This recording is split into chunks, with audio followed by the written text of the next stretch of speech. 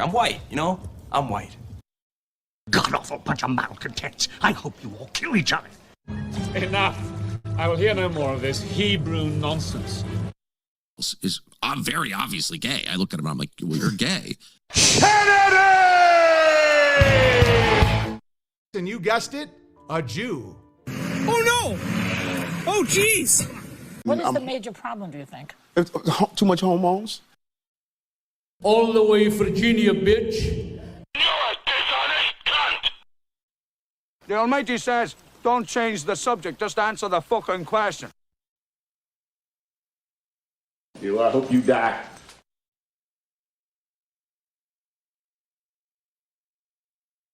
So you're just crazy in a retard kind of way then, huh? Well, I can't understand none of it. This one begat that one, and that one begat this one, and begat, and lo and behold, someone says some shit to someone or another. Just how retarded are you?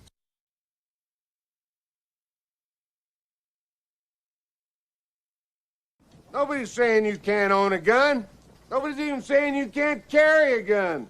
All we're saying is you can't carry a gun in town. You talk like a fag, and your shit's all retarded.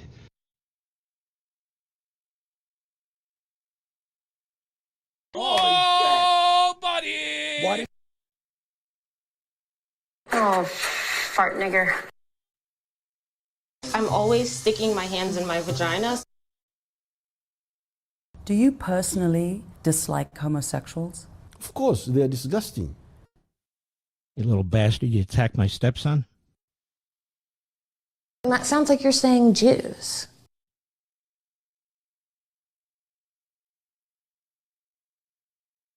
Jews be Jewing, niggas be nigga-ing. Rest now, brother.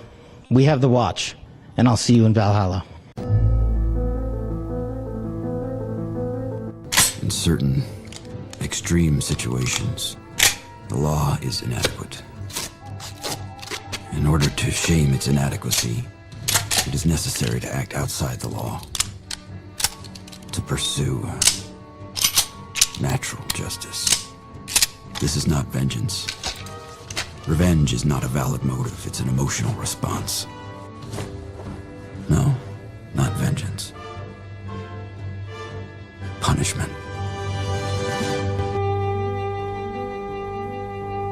Tonight we have a chance to say, yeah, you're right. We're too extreme.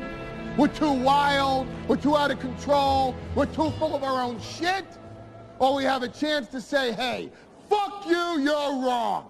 Fuck you, we're right. Because you have all made it to the dance. Because believe me, this is the dance. Start the show.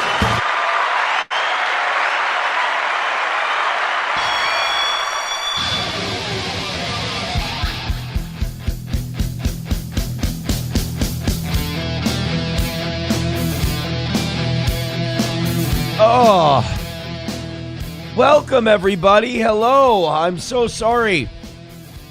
I've been having a sneezing fit just before the show started. I just dusted down here too. Son of a bitch. Oh, and I just had that root. So I have that temporary. Is that a crown? Would you call it a temporary crown? Before you get the full post and everything put on after a root canal. So like that part is throbbing still.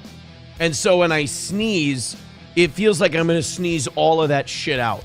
Like it just feels like everything they put in there is just boom.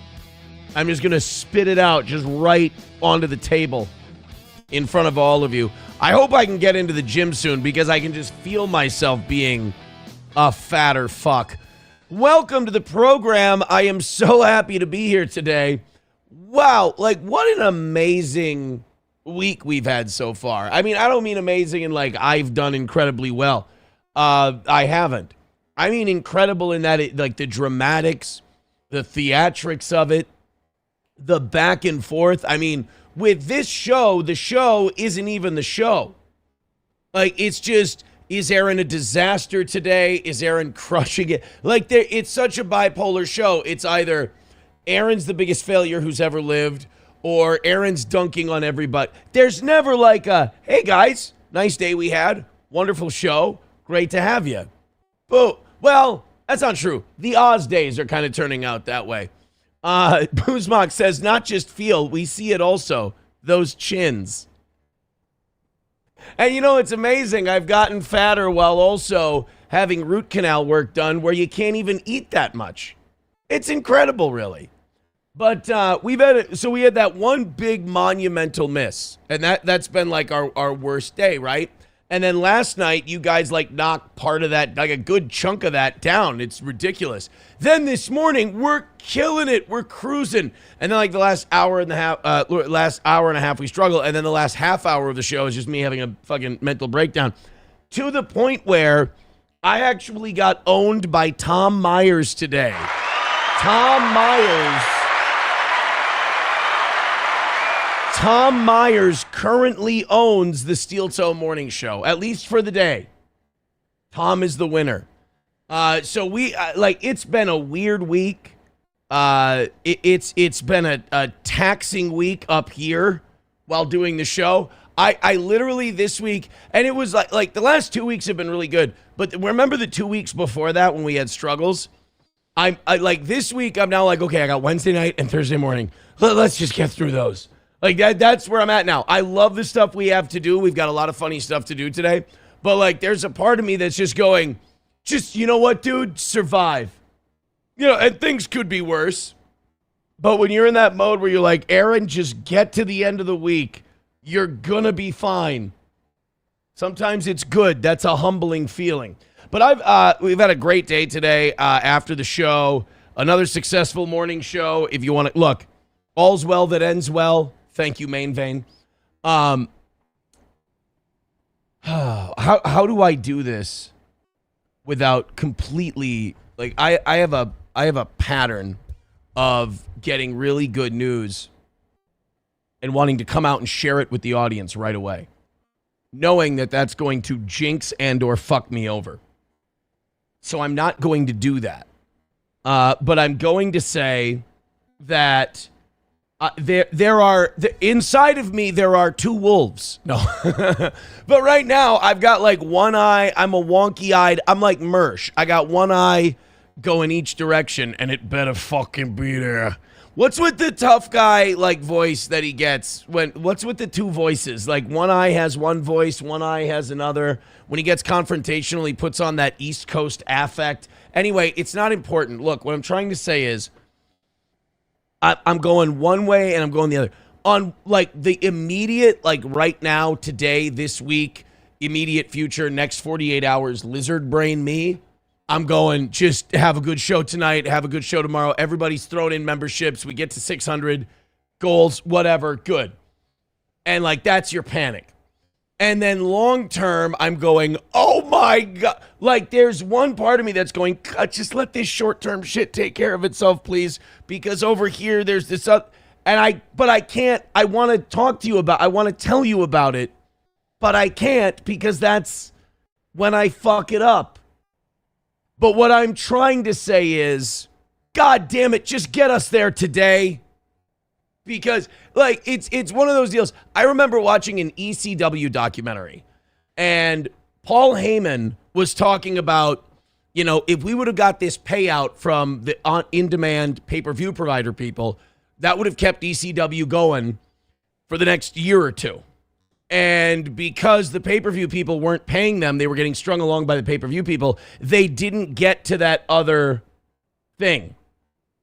And they didn't get to that next checkpoint, so they had to shut down and go out of business. Now, I'm not saying we're going to shut down and go out of business.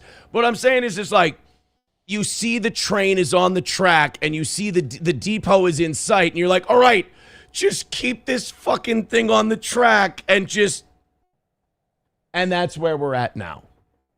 Boozmock says, all this just to say, please just hit the goal. That's the message I'm trying to convey. The message I'm trying to convey is that, but in a very hopeful way, is what I'm saying. Let's be very honest about something. Over the last 10 years you've known me, I don't do stress well.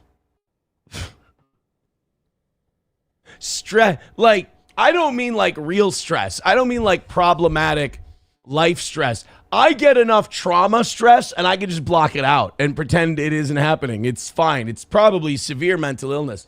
But minute, small stressors trip me the fuck out. And what I'm trying to say is, great day today, and I'm very excited to be here. Thank you. Wonderful. I can already tell by the YouTube chat doing absolutely nothing so far that we are going to have a phenomenal show tonight. Hit like, hit subscribe, hit follow.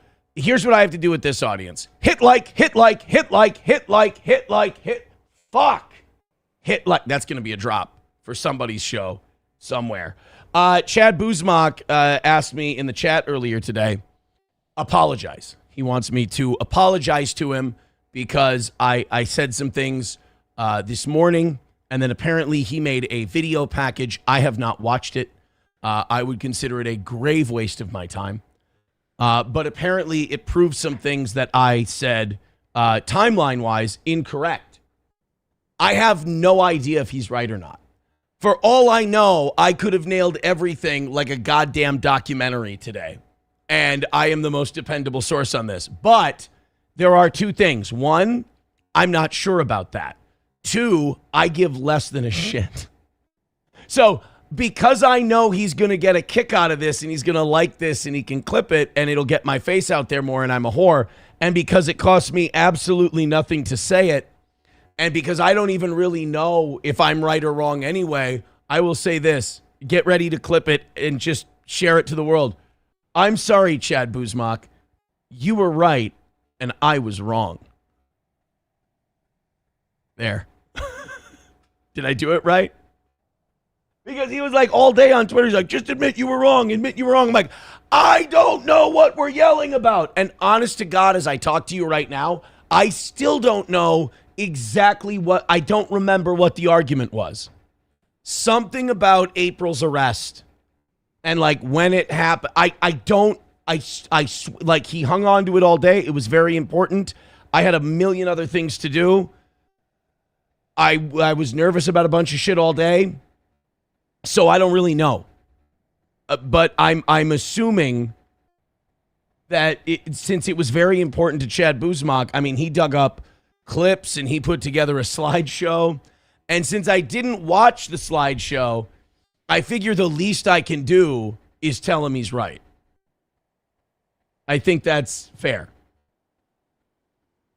Chad Buzmak says he watched it. I didn't watch it. I saw you did it. I hit like to be nice, but you've got me fucked up, homie, if you think I'm going to watch some bullshit Twitter clip. Look, when I'm done with this show, I want nothing to do with you, any of you. I want to forget you all exist until the next show. That's it. If I watch that, it's like a Muslim eating bacon. I'm going to get the shits. I'm going to feel terrible about myself. I'm going to have to go pray. Not doing it.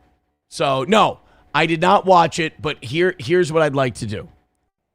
Chad Buzmak, you were right, and I was wrong, and I apologize. Or, as Taste Fairy Ialto says, and as you can see from my audience not giving me a dime in the first 10 minutes of the show, nobody gives a flying fuck. You know, I wish I had a really stupid, retarded, dumb audience, because I see some of those shows that have the dumb, retarded, single-digit IQ audiences, and I'm like, wow, you can just feed those retards slop. And they'll just sit there, I don't have anything else to do. I have an audience where if you don't get the show on the road, they'll fucking leave. They don't give a shit. That's the curse that I've built for myself, unfortunately. All right, let's get after it. Let's go to work. We need all the wins. All the wins is what we need today. Let's fucking go. What are we starting with today? Oh, yeah. This is going to make me feel really good about myself. Do you remember Richard Spencer? Richard Spencer was the guy who was like organizing the the Chattanooga Choo Choo. He looks like a choo-choo. Now, Richard Spencer, Charlottesville. You remember the Charlottesville March, the tiki torches? Well, you guys know. You were all there. Richard Spencer was like this svelte Nazi guy with the hair, the fucking hair and everything. And, you know, Richard's like the Ken Barbie doll of white supremacy. And he was like the face of that whole movement for a while. And then Trump got elected president. Charlottesville happened. All those guys got canceled off of Twitter, YouTube, Facebook, you know, all of they were gone off of all of the big platforms. Well, Richard Spencer resurfaced lately. And when I say resurfaced, I mean akin to that of a humpback whale. And as this tweet says, Richard Spencer has been mushroom Swiss burger maxing. The guy is unrecognizable. That is the guy that used to be Richard. Can we pull up Richard? Let's pull up Richard Spencer from like 2016. And let Rich, remember he was the guy who got punched. They were like, yeah, we're punching Nazis. And somebody came up and just punched Richard Spencer right in the head at like a traffic stop. Yeah, there he is. There's Rich. That's Richard Spencer. That's how everybody remembers him. There he is in like a dreamy Nazi Christmas scape photo. All right. There he is, Hitler maxing. So that's who we remember as Richard Spencer. This is him now. I'm telling you, it's not just me. As you get older, that neck and chin area just starts to descend. Gravity's a bitch. It just starts to let loose on you. And there's nothing you can do, and your whole kind of jowl area turns into like a kangaroo pouch where you could hold a Joey in there. But yeah, I mean, to go from, you know, dreamy Frederick Zoller of white supremacy to, I mean, Farva, basically. He wants a goddamn liter of cola. He looks like a goddamn liter of cola. So if you've ever wondered, like, never wonder again, hey man, I wonder what happened to Richard Spencer. That happened to Richard Spencer. McBuster says he had a son. His name is Jake Lang. Oh, that's true. He does Jake Lang does have a little bit of a Richard Spencer deal going on. Yeah, 09 Canyon says it looks like a cop and Doug Heffernan had a baby. Doug Heffernan, of course, the person who played Farva.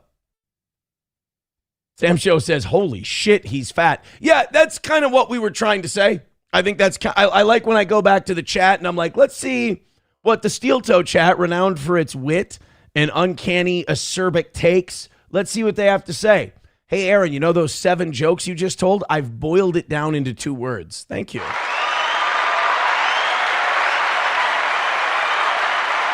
Annoyed Wawa supervisor says, Richard Spencer, put down the liter of cola. Is he, how old is he? Because if he's like my age, then you'll just know that late 30s, like 39, your face drops, you know? Like when you're a teenager, your balls drop, and then when you turn into an older person, your face just drops. How old is Richard Spencer?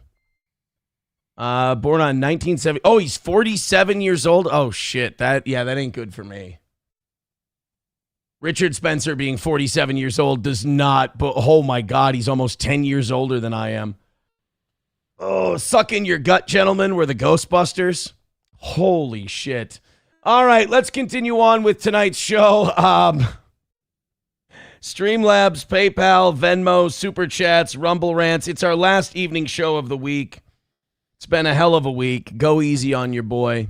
And another win for the toe. So the Seattle Seahawks just won the Super Bowl. They had a great season. Sam Darnold leaves the Vikings, gets a Super Bowl ring, much like who were the other? There were like 2 or 3 former Vikings on that Seattle Seahawks team. They all got rings. Congratulations to all of them. I'm very happy. I'm not one of these Vikings fans who's like, oh, well, if we would have kept Sam Darnold, we win the Super Bowl. That's not how it works. The Seahawks had a great team. It was put together extremely well. Very tough defense up the middle. It's incredible offensive line. Sam Darnold probably would not have won a Super Bowl here. But he got the W. you know, what this next story taught me is that Paul Allen, the co-founder of Microsoft, is dead. I don't know when this happened. I don't know when he missed it. Like, he was kind of the silent guy of Microsoft, whereas Bill Gates was like the face of it all. Not only was he like the silent partner as Microsoft, he even died silently. Because I read that the Seattle Seahawks were up for sale.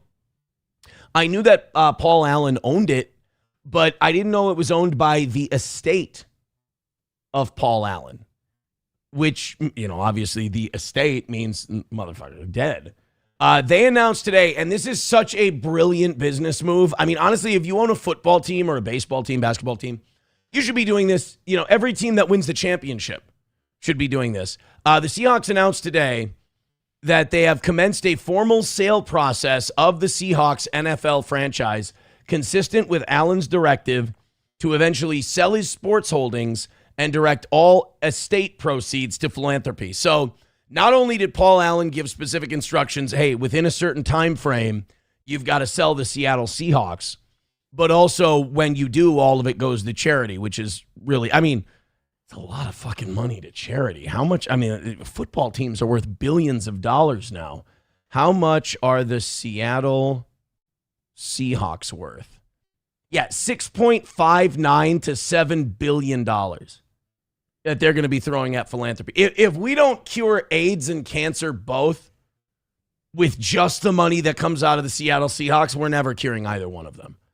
But the Paul Allen estate is putting it up for sale after they win the Super Bowl. And, like, honestly, if you own a sports team, I know, like most of us, if we owned a sports team, it would be like, holy shit, it'd be so cool to own a football team or own the basketball team you grew up watching. But at the same time, you win that Super Bowl, you're never going to be hotter. Like, building a new stadium or winning a championship, that has to be the time where you decide we're tapping out. That's it.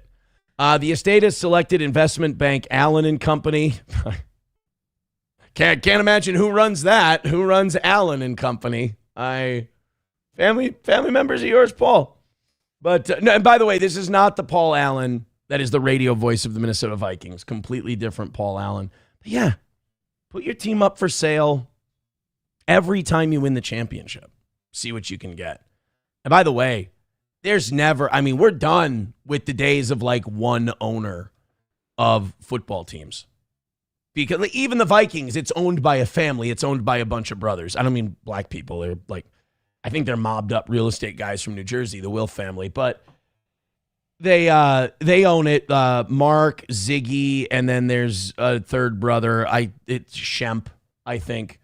And they own the team together because there aren't many people who can just put together that many billions of dollars. I mean, even the Minnesota Timberwolves are owned by Alex Rodriguez and some other cunt, and it's a guy cunt.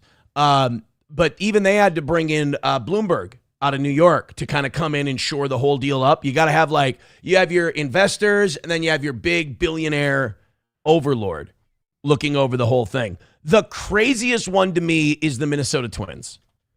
The Pohlad family bought the Twins in the 80s. Purchase price Twins. They bought it in the 1980s. They bought it from the Griffith family for $44 million. All right. In 1984, peanuts compared to now. You sell the Twins today, the franchise is worth $2 billion. And that's all profit because Carl Pohlad, the guy who bought the team, he's long since died. So his sons, Jim, Bryce, and I believe Shemp, they own the team now, and they don't want to, these fuckers don't want to sell it. They don't want to put any money into it. They don't want to make the team better. By the way, first day of training camp where pitchers and catchers report, the Minnesota Twins ace pitcher tore a ligament. He's out for the year. So as shitty as this year was going to be for the Twins, it got a whole lot worse in just a day. So like the Pohlad family keeps cutting payroll because that makes the team more attractive to a buyer. And then like right at the beginning of the offseason, like a few months ago, the Pohlads decided, okay, we've decided to take on partners. We're not going to sell the team for $2 billion. We're going to keep our grubby little dick skinners all over the team, but we're going to sell a piece of it off. And I think they sold it off to like the people who own the Wild, and they got a piece of it. It's fucking maddening because as a Twins fan, all I've wanted since I was a kid is the Polad family to get their wretched dick blasters off of that goddamn team. And even when the owner died, we couldn't do it. You know, the Seahawks, they get a good owner like Paul Allen who shells out money. They win they've won 2 of them now. And their dead owners like, well, you know, eventually sell the team. Go ahead. The Polads fucking from their cold dead hands. And even then you can't get it. But congratulations to the Seahawks again. Congratulations, Sam Darnold. And for the Allen family, here's what sucks. So the Allen family, whoever his descendants are, $6-7 billion. Dad says, fuck you, it's all going to charity. So they're going to sell that. You're just sitting there going, oh my God, Dad owned the fucking Seahawks at $6 billion. Who gets what percentage of it? It's all going to the United Negro College Fund. You guys aren't getting a dime. Sorry. Shit. Now, I know, like, Paul Allen died with billions of dollars, so it's not like his kids are hurting. But, you know, what do you get the man who has $1 billion? $6 billion more. How much money did Paul Allen die with? $20.3 billion. He also had the Seahawks and the Trailblazers. He had a $1 billion art collection. What a cunt. His sister, Jody Allen, was appointed to manage the estate and execute his philanthropic wishes. Did he have any kids?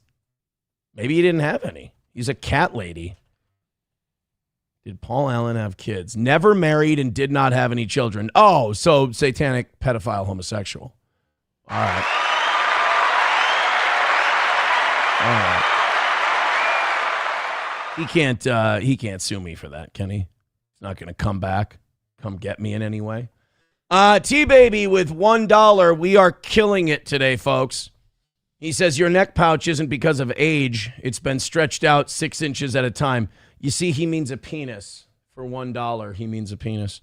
$2 from Toad Climbs Mountains. Thank you, Toad. All the way, Virginia, bitch. He said the heads of several charities are going to be rich soon. Yeah, see, that's the other thing. Like, all these charities are going to get billions of dollars. Do you really think any of them are going to be, like, giving it all to the charity? They're going to be fucking bathing in melted gold bars. Those assholes. You know charities. Charities always take the money that goes into the charity and gives it to the philanthropic purposes. Ask the Wounded Warrior Project. I remember when we did all those veterans charity drive things that we did with the show back in the day when we had the radio and life was good. I remember our first one, we said we're going to do it with the Wounded Warrior Foundation. And we got a bunch of emails and phone calls from people. And they were like, don't do Wounded Warrior. I'm like, well, what do you mean don't do Wounded Warrior? They're like, no, they're pieces of shit. Wounded Warrior, like, does not help veterans. I guess they're like, their whole reputation was dog shit. And I had no idea. I just thought, hey, Wounded Warrior, they got like a little crippled soldier on their thing holding a rifle. They've got to be good, right? Everybody said they're garbage. Wounded Warrior Project scandal. That's what I wanted to look for here. Wounded Warrior Project fired amid lavish spending scandal. Yeah, this was like 10 years ago. I don't even know if these guys are still around.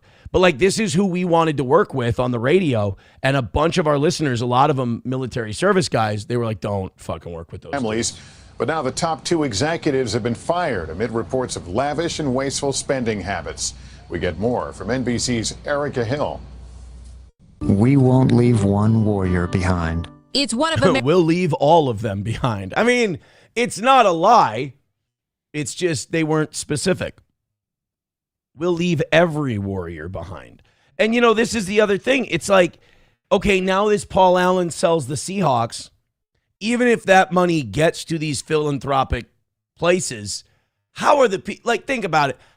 Can you even blame the people running the charity if they don't, if they skim off the top? Because, like, how do you take in that much money? It's like, I don't have a problem with crooked cops in that way. Like, if you do a drug bust where you get like a $500,000 bust and you and your partner each take $100,000 and you report the $300 as part of the bust, How do I not, like, of course, absolutely, you risk your life out on the streets to bust these violent drug dealers who probably own guns and all kinds of shit. Take some money. I didn't know. Hey, we didn't even know it existed before you got here. What's a little something for yourself? I don't even know if I want those cops behind bars. I just, cost of doing business, you know? And a lot of those crooked cops can sometimes be the hard-ass cops you want. So, like, while I think it's wrong to rip off veterans, I think what the Wounded Warrior Project did is especially shitty. You give anyone like that Paul Allen Seahawks money and then say, all right, make sure none of this goes to any of you guys and make sure it all goes to the thing your charity does. Like, in your mind, you see that much money and you can rationalize and you can be like, well, it's $6 billion. If 980 million of it found its way to the charity, I mean, that's really fucking good. Who's going to miss 20 million? America's largest and most well-known veterans charities, raising $342 million last year. My tea is smiling again. Over 7 years, Fred Kane, father of 2 veterans, proudly raised $325,000. The mission's too important to forget. Last month, he canceled his annual benefit amid reports of questionable spending at the charity. I mean, first of all, come on. What's the first sign that you're wasting people's donated money? A lavish, big-ass building. Dude, come on. We're here to help the little guy. Nothing says the little guy like the little guy logo plastered all over a fucking 30-story building. Late Thursday, the Wounded Warrior Project fired CEO Steve Nardizzi and COO Al Giordano. More like Steve Nardizzi, am I right? Look at those peepers, boys and girls.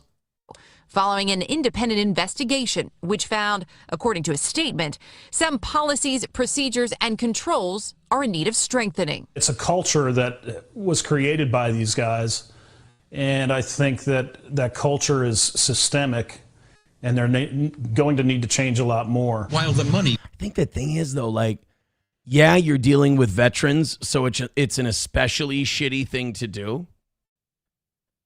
But at the same time, it's hard for me to believe that this is the only charity. Like, I believe this happens at, I don't want to say most charities because that just sounds cynical, but a lot of them. A lot of them. Remember, Black Lives Matter was the big ticket charity donation back, just before the pandemic hit.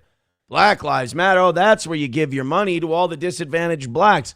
And then we found out that their founder, Patrisse Cullors, was doing like the most brilliant legal money laundering scheme where she paid out a shitload of money to her ex-husband and his security consulting firm. And then she was on the payroll of the security consulting firm, and she would take a paycheck from them so it wouldn't look like she was taking the money directly from Black Lives Matter. And then Black Lives Matter would also take like $6 million and buy mansions. They bought 2 mansions with it, and they said, oh, yeah, no, we're going to use it as like a safe house for scared black people. They never did. They just lived in it. And they got busted with that. And the thing is, none of these charities ever die. Like, they all survive. I bet you Wounded Warrior Project is still going today. If we look it up right now, I bet you the Wounded Warrior Project is still going. I bet you they haven't even sold that building. Wounded Warrior, yeah. Oh, yeah, donate. Now, all their donation links are still, look at that. Oh, no, and they put this poor, like, look at this. Look what these fucking pigs do. They rip you off, and then they put that guy's face. Oh, that poor guy. Oh, yuck. So they put that guy on there, like, come on, guys. Do you really want this wounded warrior to just be sad all the time? Give us money so we can go surfing. But and you hate to single them out, but it's like, okay, there's like a puppies and kittens charity ripping people off for like 10 grand. That's one thing. Taking it away from like legless vets like Lieutenant Dan, you're a bag of shit. was pouring in, it was also flowing out. That culture came to light in a CBS News investigation, which claimed the Wounded Warrior Project spent lavishly on travel and overhead, allocating only a little more than half its donations to veterans programs. Connie Chapman worked there for 2 years and says she was fired in a restructuring. Here's what I don't like about these whistleblowers, though, is a lot of them saw this shit going on, and it's not like they left out of moral compunction to make things better. They got fired. And after they got fired in the restructuring or the downsizing, then all of a sudden they grew a conscience, and it was time to tell the world what horrible people these Wounded Warrior guys were. This is also why you don't fire people who know all the skeezy shit you do. You got to like pay them off the books or something, because why would they keep quiet after you just shunned them?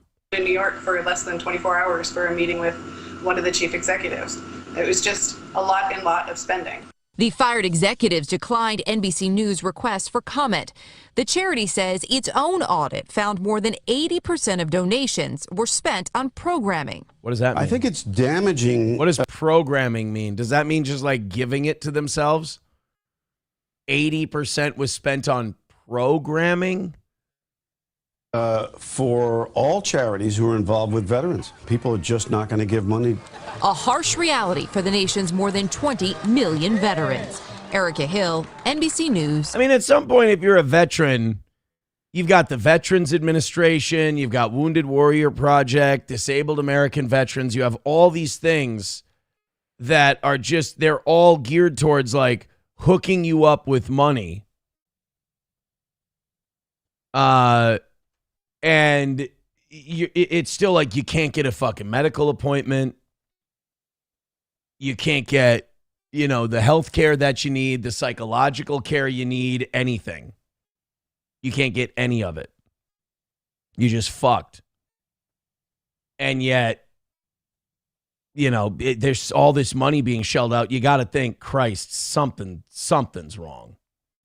Something's wrong.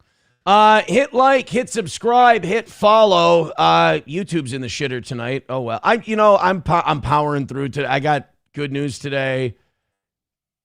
I'm gonna put my head down and do a show.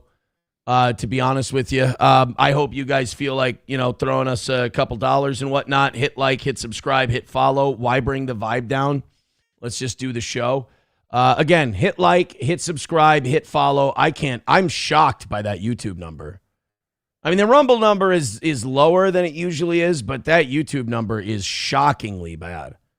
And our clips have all been shit this week too. I always say it goes up and down, but I mean, we're struggling to get to 3 digits on any of our clips.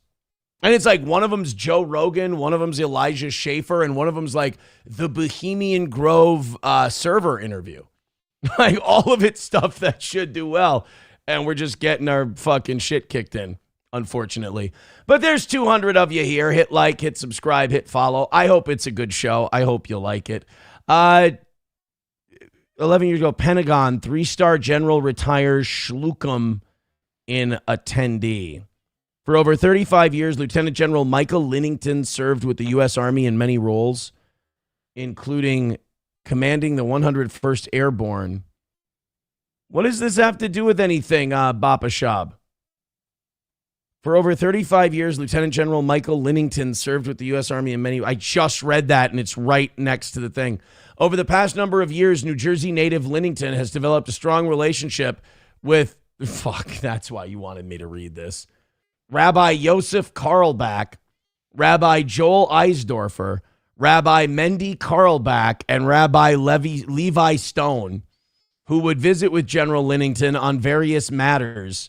Chabad of Central New Jersey hosted the general for a visit to New Brunswick in November 2013. In June of 2014, General Linnington hosted the leadership of Israel Bonds at the Pentagon for a meet and brief. What does this have to do with the Wounded Warrior Project? Oh my God. Oh, holy shit, those are some funky hats. People say Jews have no flavor, no flash, no pizzazz. After a mostly impressive career, General Lennington retired as a 3-star general, had a retirement ceremony in the Pentagon hosted by Undersecretary Brad Carlson. What does this have to do with the... I don't get what this has to do with the Wounded Warrior Project or anything like that. Baba Shab says, just click on my link. I don't know what that means. $5 from Red Fox Mad. Thank you, buddy. Says, Aaron, how was Ash Wednesday Mass today? Did you get ashes on your big forehead? Well, clearly not. I hope SP went with you. No, I had a meeting today. I had a little something. I am a bad person for not getting the ashes. That is probably a terrible thing.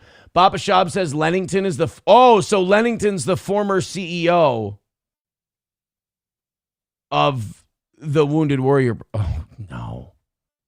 Lennington. No. Michael Lennington is the former CEO of Wounded Warrior Project. Oh, what? Hold on a second. Hi, I'm Mike Lennington, CEO of Wounded Warrior Project. I'm humbled to announce a major milestone in service to our nation's wounded warriors. Oh, no. The rabbi general? So wait a minute. The general who had all the rabbis surrounding him with the funky hats at his retirement, he's taken over the charity where millions and millions of dollars go and disappear and the veterans never see. I guarantee it's not making its way to Raytheon in Tel Aviv. Why? Why can't there be one goddamn story? Why can't there be one on Ash Wednesday, especially where this doesn't pop up? And Baba Shab, how do you find it so quickly? Do you have Judar? Like some people have Gaydar, where I bring up a story like, hey, Wounded Warrior Project. They were screwing people and scamming people out of money. And you just go, you get like a spidey sense thing. And all of a sudden you go, Wounded Warrior Project. Let me see, Lennington, retired general, retirement party. The bunch of Jews. And not just like Jews, like rabbis in funky hats Jews. Hold on, let's hear him out. What's the big plan? And by the way, he's the CEO they put in there after all the trouble.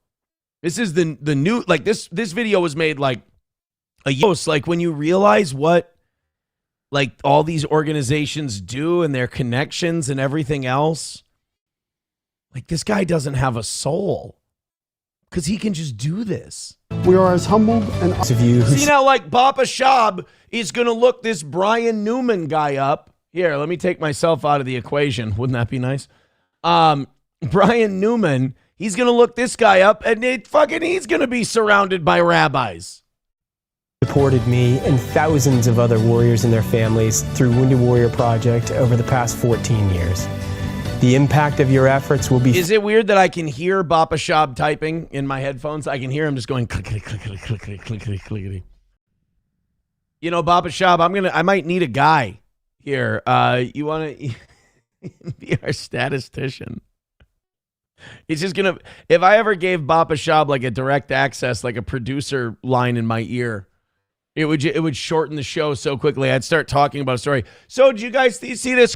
Aaron, I just looked it up. Jews. And, okay. All right. Well, anyway, the next thing we have is Aaron, Jews again. The Rockettes, really, Baba Shab? I sent you the link. It's right there. I'm just reporting the shit. I'm not trying to start anything. All right, fine. Goldman Sachs, fuck it. No, mute yourself. I didn't need you for that one. It's fine. Felt for decades to come. On behalf of everyone here, thank you. Yay, we've funneled, it's just immediately when Baba Shab sends me that stuff, my cynicism goes up and I'm like, how much of their money was the Wounded Warrior Project sending off to Israel? Now, $5 from Red Fox Mad. Thank you so much, Red Fox Mad. So nice of you to show your appreciation for the program. I really do appreciate that, buddy. He says, oh, God damn it. Rothschild loans to the Holy See refers to series of major financial loans arranged between the Rothschild family and the Holy See of the Catholic Church. Google it. People are calling Bappa the Hebe Whisperer in the chat.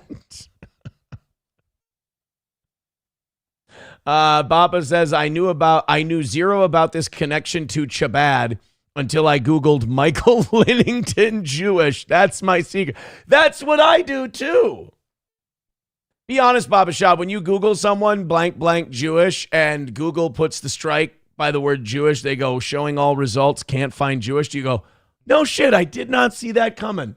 That's how I always feel. Whenever, like yesterday, you know that Piers Morgan clip we showed of that Michael Tracy guy?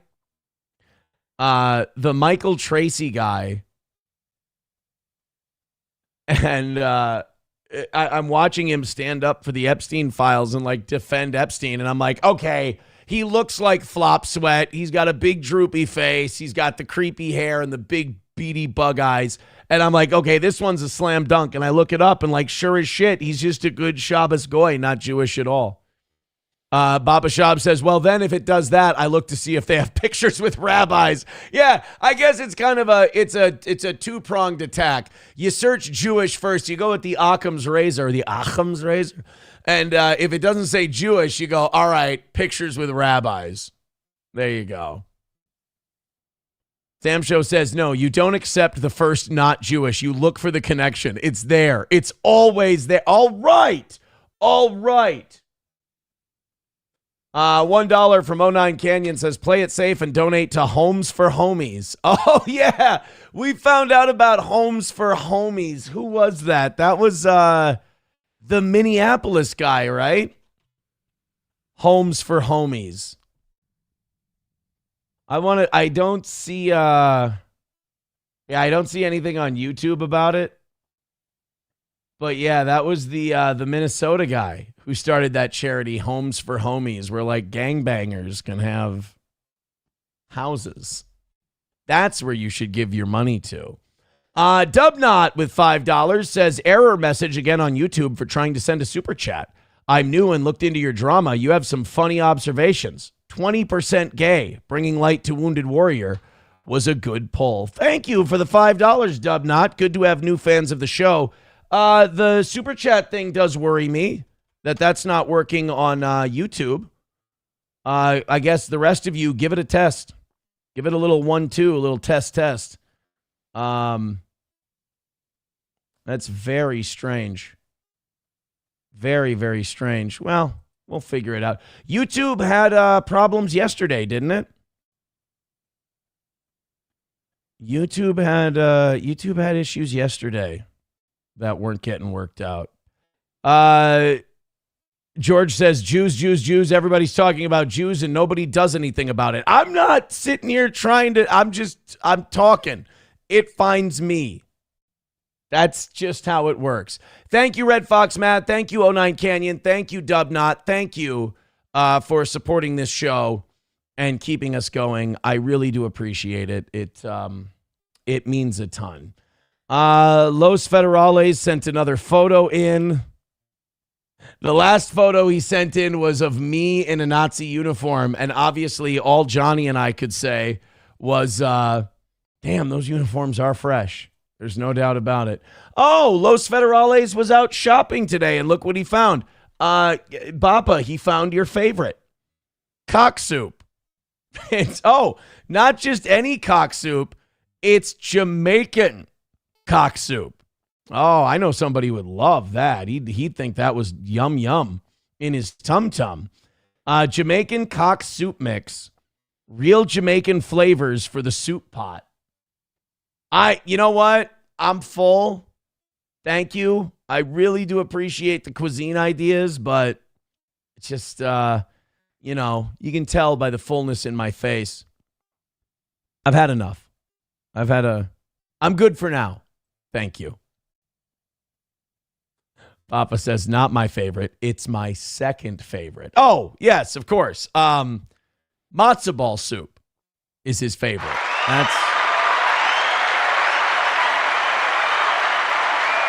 That's what it is.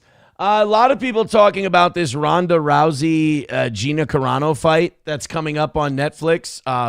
Jake Paul is essentially cornering the market on old people fighting each other. And his MVP Promotions wants to give us a fight that we all wanted like back in 2009. But filed under better late than never. Ronda Rousey and Gina Carano are going to fight each other in an octagon. And they're going to do it on Netflix in March. That's not a lot of time to train, so I'm guessing this thing's been planned for a while. They decided to ask former UFC middleweight champion Sean Strickland about the fight. The thing about Sean Strickland is he's a big ape retard.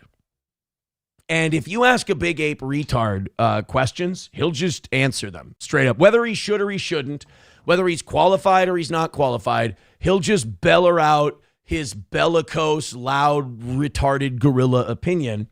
And they asked Sean Strickland about Ronda Rousey and Gina Carano. And while sometimes, and I say this as a Sean Strickland fan. I like him.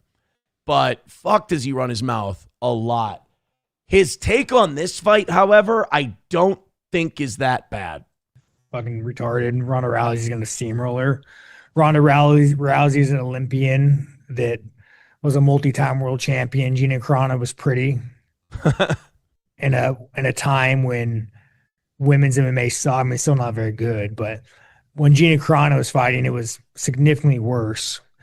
Ronda Rousey's going to fucking steamroller, and it's just going to watch, two middle-aged women fucking going through menopause fight each other. What the hell is Ronda Rousey? We know. Late 30s. Yeah, it's like, yeah, dude, I don't know. I have no interest in that. Who gives a fuck? Yeah, it really, I mean, and honestly, it's good for the, I don't want to say freak show element, but kind of like, I guess morbid curiosity would be the way to put it. Like you've always wondered, what would happen if they got in the ring? Like even if Ali fought Tyson or something, let's say they were close enough in age, but let's say they fought in the same era, but they never fought each other. And then at 50 years old, Ali and Tyson decided, fuck it, we're going to do it. You'd be like, you know what? There's no reason this should be happening. This is a terrible fucking idea, but I got to check it out. And you would watch it. Same thing with Carano and Rousey. And I don't really agree with Strickland on that one part, though, that Ronda Rousey's going to steamroller. I don't think either of them have the ability to steamroll anybody anymore. I'd favor Rousey to win, but I don't know if she's this explosive MMA animal that can really steamroll anyone. I think she'll kind of slowly take control of the fight and probably end it in the second round. I think it'll be a second round stoppage for Ronda Rousey. But like steamroller, it's not 2010. I don't think Ronda Rousey is going to really steamroll anybody. No, Los Federales, that is not true. Sean Strickland does not operate Strickland Propane out of Arland, Texas. I don't believe that's accurate. Hit like, hit subscribe, hit follow. 223 of you checking out the show right now. I just want it to go well. It's been a long week so far. I just want to do my show, and I hope you guys feel in the spirit tonight. Dan Bongino and Kash Patel got together to tell each other they're doing a fucking bang-up job. Dan Bongino's show is back just in time for the Epstein files. And his first week or two back was spent just fighting with people and yelling at people and telling them how dumb they are for questioning the job he did in the Trump administration and how awesome the Trump administration is, and the rest of you are all just whiny little bitches. He was getting slapped around by Dave Smith. Well, Dan finally, he got Kash Patel, the FBI director, on his show. Unbelievable. I can't believe that Bongino was able to pull such a high-profile guest. And what really sucks about this is before Dan Bongino went into the Trump administration, he was looked at, especially through COVID and all that, as like this outsider who's speaking truth to power, and he's saying things, that other people just won't say. Then he gets brought into the administration. He gets made part of all the cover-ups, and now he comes back, and he just looks like a shill. And he had Kash Patel on his show, and like the only way to make a Dan Bongino Kash Patel interview interesting would be to hear these guys do a little bit of an about face on the Epstein files and go, okay, look, we said there was no trafficking. We were probably wrong on that. We said Democratic hoax. We were wrong on that. Like a little self-reflection from Bongino and Kash would be great. Instead, and you guys aren't going to believe this, so I'll play the clip. Instead, it turns out, get this, Dan Bongino's old boss, Kash Patel, thinks that they did a fucking killer job when they were together. Even Kash Patel's totally not an Israeli honeypot country music star girlfriend thinks that they did a great job. Here's Dan Bongino and Kash Patel. Remember, these two used to be outsiders. Did a pretty good job. You know, it really isn't hard when you focus them on the bad guys. By the way, it is weird that Kash Patel always looks like a picture of Kash Patel. Like, those eyes do not go back into his head. Like, look at this. I mean, I know that Dan Bongino slightly resembles the aliens from Mars Attacks with that big bulbous noggin of his. But, like, Kash Patel has the opposite problem where 78% of his face is down below his eyes like a baboon. So this guy is alien maxing. This guy's baboon maxing. It's two very different approaches to looks with these two. But Kash Patel never looks like a guy. Like you pause this, you can tell that Dan Bongino is like mid animation. He's moving. Kash Patel always looks like a still photo. Well, it's not hard, Dan, as you know, as an 1811 and a former police officer, it's not hard to do the job you signed up for if you're allowed to do the job you signed up for. And President Trump and this administration backs law enforcement and gave us the resources at this FBI and gave us the autonomy in you and I in running this building to remove the red tape, to remove the unnecessary approvals, and to get 1,000 extra agents. That's what we did, Dan. We put 1,000 agents into the field from Washington, D.C. Permanently removed them from the National Capital Region and sent them across to every single field office. Sorry, Kash, hate to interrupt. Look, you guys, everyone knows you're doing an incredible job there at the FBI. Really salt to the earth, power to the people type stuff. You're saying that you eliminated a lot of the red tape. You eliminated a lot of the regulation. You eliminated a lot of the stuff that would stop an FBI director from doing their job. Say, like, releasing all the files that are required by law to be released. So this is just an admission from you that keeping these last 3 million Epstein files behind lock and key, it's not like a regulatory thing. It's not a red tape thing. You're just choosing to tell us to go fuck ourselves. You're just telling us you're purposely going to flout the law, and that's the way that is. Like, at least the last administration lied to me. And they said, well, you know, it's government red tape and it's bureaucracy. And, you know, a lot of this stuff is really sensitive. And nope, you're just telling us right out front. Oh, yeah, Trump lets us do whatever we want. Yeah, banger after banger here at the FBI. What's that? Last 3 million of the Epstein files? Go fuck your mother. Okay, you're the boss. But don't worry, guys. Dan Bongino thinks they did a great job. And what did that do? It allowed people to hit the streets and investigate crimes, and it led to this. Great. Are you like child sex trafficking? By the way, that's God trying to hit him with lightning. Child sex trafficking? No. Okay. Satanic rituals in the Virgin Islands? No, I didn't think that. Blackmailing corporate elites? No, I didn't. Working on behalf of a foreign intelligence agency to gather intel on Americans. Okay, but like if a black guy pistol whips an old lady in the street, you guys were on that. Okay. And I know you've seen this, but this is 1 year. You know it's not a Bible because his skin would immediately start sizzling. In the making of true historic reductions in crime. And you're talking about a 20% reduction in murder rate. You're talking about a 32% increase in fentanyl seizures, enough to kill 150 million Americans. How many to kill small children, say, trafficked on an island by old wealthy Jewish billionaires? Just like in fentanyl. I mean, just like I'm just giving you a random sample, say. Dude, now, you guys, I kind of know the answer to this because I talked to my parents. and they're boomers, but like, do you know people who buy this shit? Like, do you know people in your real life who listen to these guys and like parrot it back? Because I know, like, that's how most of us talk about politics. We hear shit that sounds good. We do one Google search that confirms what we want to believe. And then we parrot that back. And if you're smart, you put your own like little twist on it, right? But do you know people that like buy Kash Patel's bullshit or buy Dan Bongino's bullshit and go, well, the Trump administration says the FBI is doing a killer job on crime, so we must be doing great. And all of these people complaining, like Trump has his lowest approval rating he's ever had. And yet they've still convinced this part of their base that those of us who wanted this guy to be president, wanted this guy in there and wanted this guy doing certain things, that we've just all of a sudden become these crazy liberals one morning.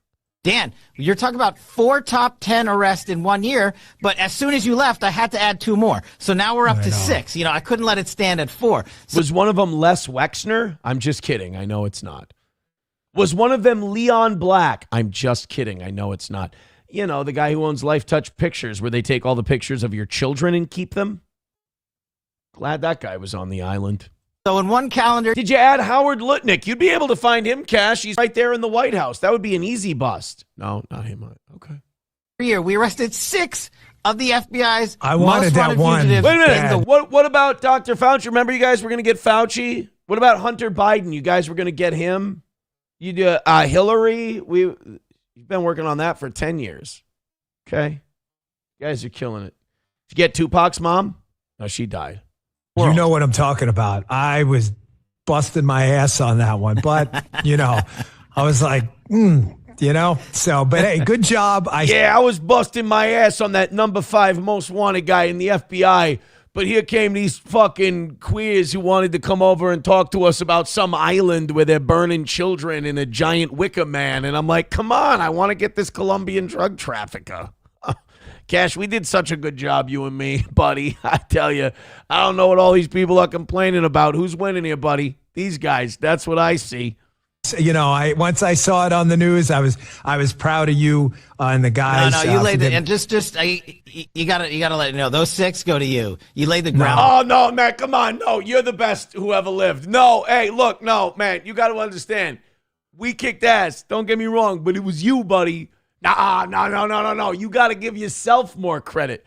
I'm glad these guys are taking a really long, exhaustive, deep look into their work at the Justice Department, you know, while they're only a year into Kash Patel being there. I'm watching a Saturday Night Live sketch. Work for it. You work quietly behind the scenes. I'm just telling you. And look, I think the audience should know. I can't even. Hey, yo, Cash, remember that time when we killed Charlie Kirk? I mean, when Charlie Kirk died, remember that? And we went to Utah, you remember? And you wouldn't get off the plane because you were pouting because you didn't have the cool FBI jacket? Yeah, right? And then we had to get you an FBI jacket, but they didn't have one. So they took one off a lady, and it fit you perfect, and you walked out with the FBI jacket on. You remember that? Yeah, those were good times. By the way, that story I just told, 100% true. Kash Patel would not get off the plane in Provo, Utah to investigate Charlie Kirk's murder because he didn't have a cool FBI jacket. They couldn't find him a cool FBI jacket, so they took one off a lady agent, and it fit him nice. And look, I think the audience should know. I can't even memorize these. I look at these every day, and it's just hard to believe. That's weird because your people are an educational type. 490% increase in those who prey upon our children. I bet you if it was a recipe for sloppy joes made with cow shit. That's mean. That's not. That didn't. The show didn't need to take that turn. 490% increase in arrests by the FBI. The FBI under the last year, twice as many increase for violent crime from 24 to 25. That's great. What's the increase in crime for college students criticizing Israel? I hear those arrests are way up under the Trump administration, too. These two are a fucking joke. It's like watching 2 JV football players at their 10-year reunion talk about, you know, how they definitely would have made varsity if it wasn't for the coach. Twice as many arrests. That's unbelievable, Dan. These numbers are truly historic. And that was the foundational tectonic shift Yeah. you and I put into place in the FBI to let the cops go out there and be cops, and this is what happens. Yeah. You get Israeli pedophile gangs that get to go unpunished. They really did just do an interview with each other where they went, "You're so good." No, you don't understand, man. You're so good. No, bullshit, dude. You're so good. I'm glad they were able to take a critical look at themselves and tell us what they really, really thought. Thank you, Dubnot, for $5. Says, play the I Ain't Gay song, AI. Will do better than watching Kash and Dan give each other a pass for their new tile job in another bathroom. Look, I'm just going to do my show. I'm going to do my show that I like to do. I'll die doing it my way. 226 of you checking out the show. Hit like, hit subscribe, hit follow. Thank you, Dubnot, for the $5. All of those contributions mean a lot to me. It really is the thing that keeps us going, and I appreciate anyone that goes the extra mile. Hit like, hit subscribe, hit follow, pump up those numbers. You know how to contribute. All the links are in the chat. Go nuts, and thank you to Dubnot. We'll continue on with the program here. What do you say?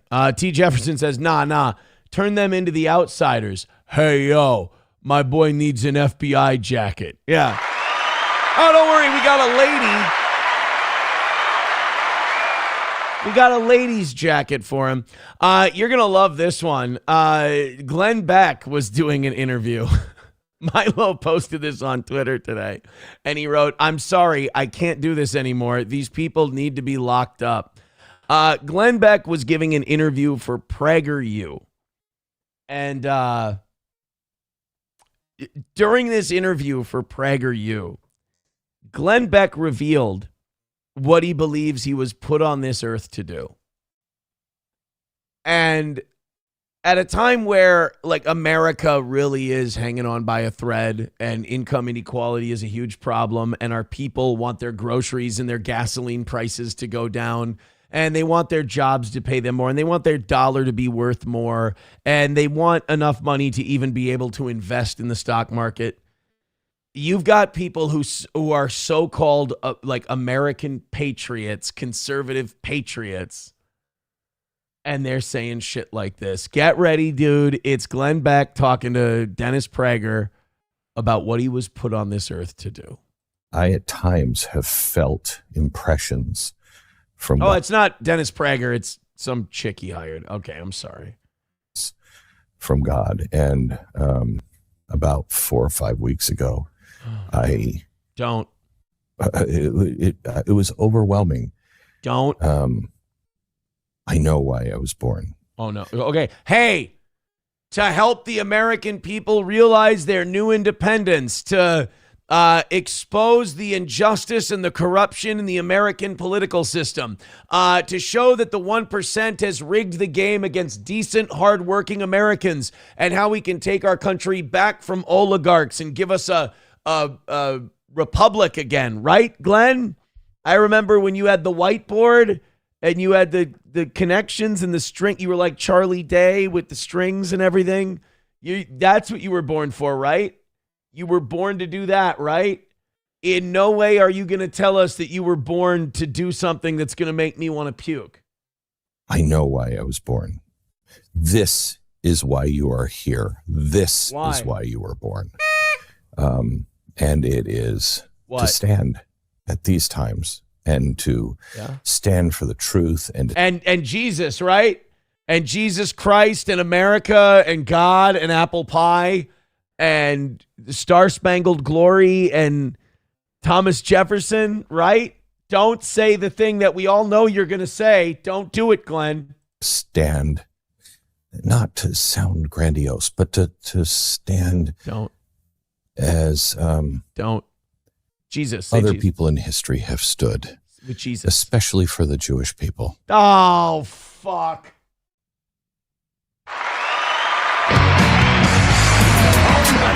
Let me have a Diablo sandwich, a Dr. Pepper. Yes, I'm in a goddamn hurry.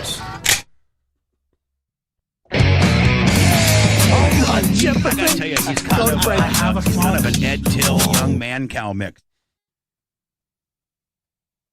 You're a dishonest cunt!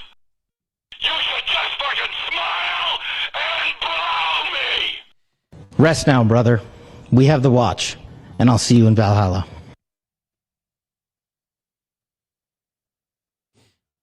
And there will be gorilla shit all over the army. He said it.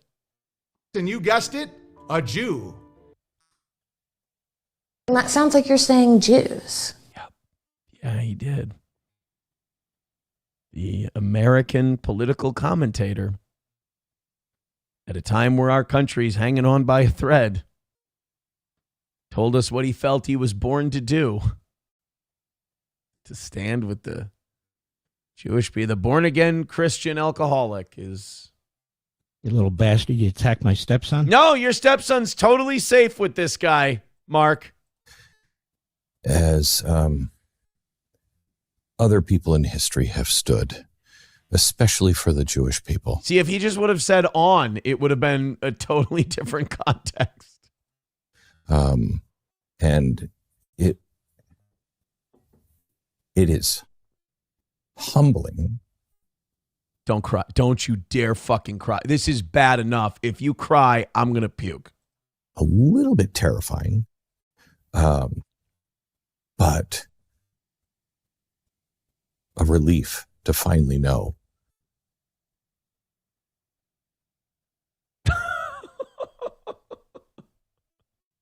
Ladies and gentlemen, I give you the comedy stylings of one Glenn Beck.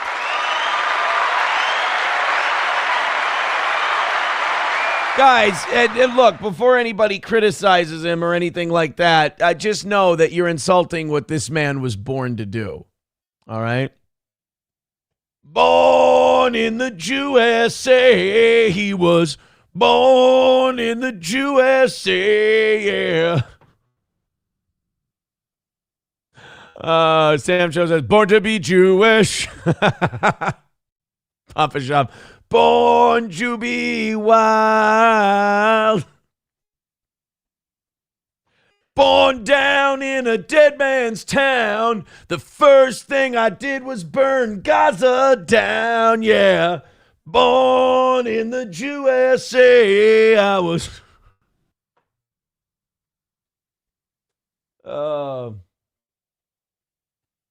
Went back home to the refinery. They said it's all been sold to some Jaime, yeah. Born in the USA. Guy, thanks, Glenn. Thanks. On the Wall says, how much is he getting paid? Fucking more than me. More than me. Unnerving Brain says, it's a hit. No, it's not. It's on this show. It ain't a hit. He says, record this song. Oh. Silverwolf. Might as well Jew. I was born to love Jews. I was born to bomb Gaza. I was born to serve Jews, but they were born to bomb Muzzies first. Let's go to the pool. Well, hey, you know what? God bless. We've got Glenn Beck. And as long as we've got Glenn Beck, by God, we've got our moral shining light on the hill. $5 from Red Fox Matt. Thank you. We got 2 people keeping us alive tonight, and I can't tell you how much I appreciate you two being as generous as you are. I appreciate you enjoying our show and supporting it the way you do. He's $5 says Glenn Beck is sucking black Jew duck now. I wish if there was a black Jew duck, that would actually be kind of a cool mascot. Did he take out a loan with the Rothschilds? Well, I hope he got a good interest rate, I hope he got Shabbos Goy prices, is all. Hey, look, guys, he was born for it. I mean, you ever been, hey, you know what? You're all just jealous because Glenn Beck found his calling. That's all it is. And you guys don't know. 218 of you checking out the toe tonight. Hit like, hit subscribe, hit follow. I'm going to do this. If you feel like contributing, please do. They can cancel your accounts, freeze your cards, decide what you're allowed to buy, say, or support. Big banks and financial institutions have total control, and they use it. That's why financial independence matters now more than ever. Introducing Rumble Wallet, a wallet built for real freedom. With Rumble Wallet, you can control your money, not a bank, not a government, not a tech company. Buy digital assets like Tether, Tether Gold, and Bitcoin in one secure place. No permission, no middlemen, no cancel button. And when you want to support the creators you actually believe in, you can use the Rumble Wallet app to directly tip content creators securely, instantly, and without interference. This isn't a credit line that they can shut off. It's your wallet permanently. Yours to protect your future. Yours to protect your family. When the system fails, when institutions turn on their own people, financial sovereignty is the difference between security and vulnerability. Rumble Wallet isn't about politics. It's about freedom, ownership, and protecting what's yours. So take control today. Download Rumble Wallet now and step away from the big banks for good. True ownership, true protection, true financial freedom. Rumble Wallet. Thank you, guys. And again, thank you to Dubnot and Red Fox Mad. I can't do it without you two guys. And if it's just you two, hey, man, thank you two so very much. The rest of you, hit like, hit subscribe, hit follow. I'm going to move along with the show here. Thank you guys very much if you want to be a part of it. This Dean, I've never heard, like, these Kick streamers are out of pocket. They are, whatever they're doing over there on Kick, it is some wild shit, because if they're not doing meth and smashing their brains in with a hammer, they're getting punched out by people. They're playing Hitler music in the club. And now you got this like half black guy getting punched out by some UFC fighter, and it's making the rounds on the internet. His name's Dean the Great. He's an influencer boxer. I've never heard of him. But he got knocked out by former UFC fighter Tiki Gozan. It looked like they were just at some party. They were at some event, and this Dean the Great decided he would talk some shit. And I'd imagine that professional prize fighters, especially former UFC guys who maybe didn't make a lot of money back when they were doing it, don't really like seeing these shitty influencer boxers who aren't very good.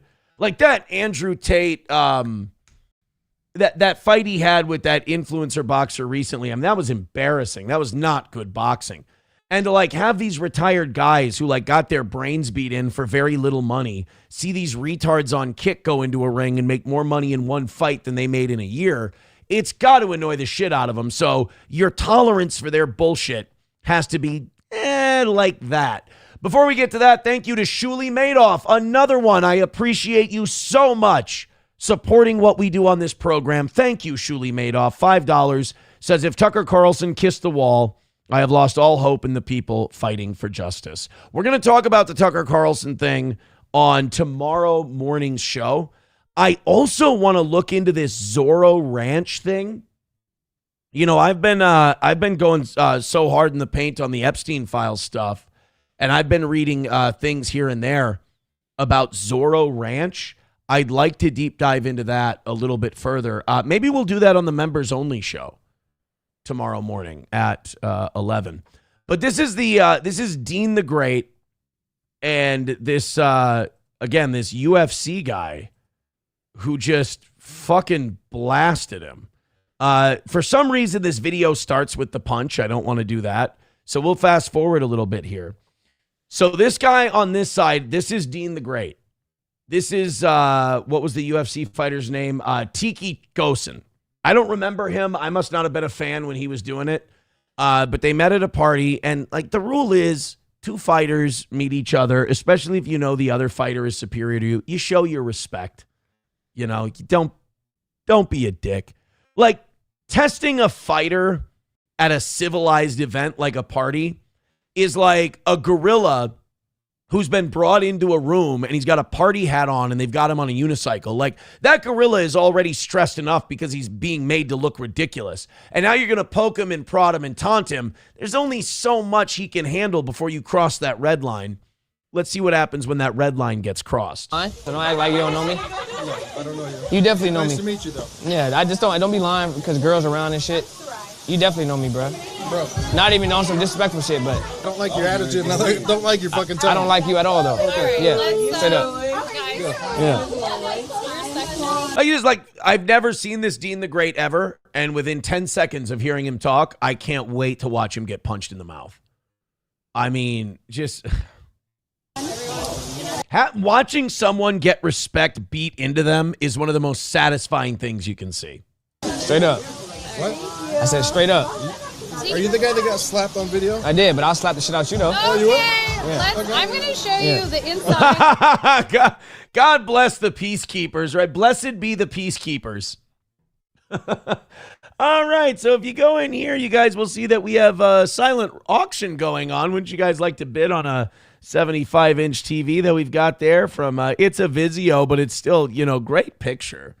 It was donated by a veterinarian for the benefit here. This guy's a cunt. We're going to watch him box. I bet you he's shit. I'll make you another clip. Don't do that. Seriously? Don't do that. Oh! He didn't put the fucking drink down. That was a great right hand. Old man still got it. I don't know how old Tiki Gosen is, but that was quick how he turned into that. Usually you want to switch the drink from your right hand to your left hand and then really, turn on that right. That was, I think the word blistering. That was a blistering right hand. I'm going to show you the inside of the house. I'll make you another clip. Don't do that. Seriously? Don't do that. He dropped the drink as he was making the fist, and it was all one fluid motion. Oh, that was a beautiful shot. Don't do that. Oh! All right. Come on, cuz. Come on. No. Come on.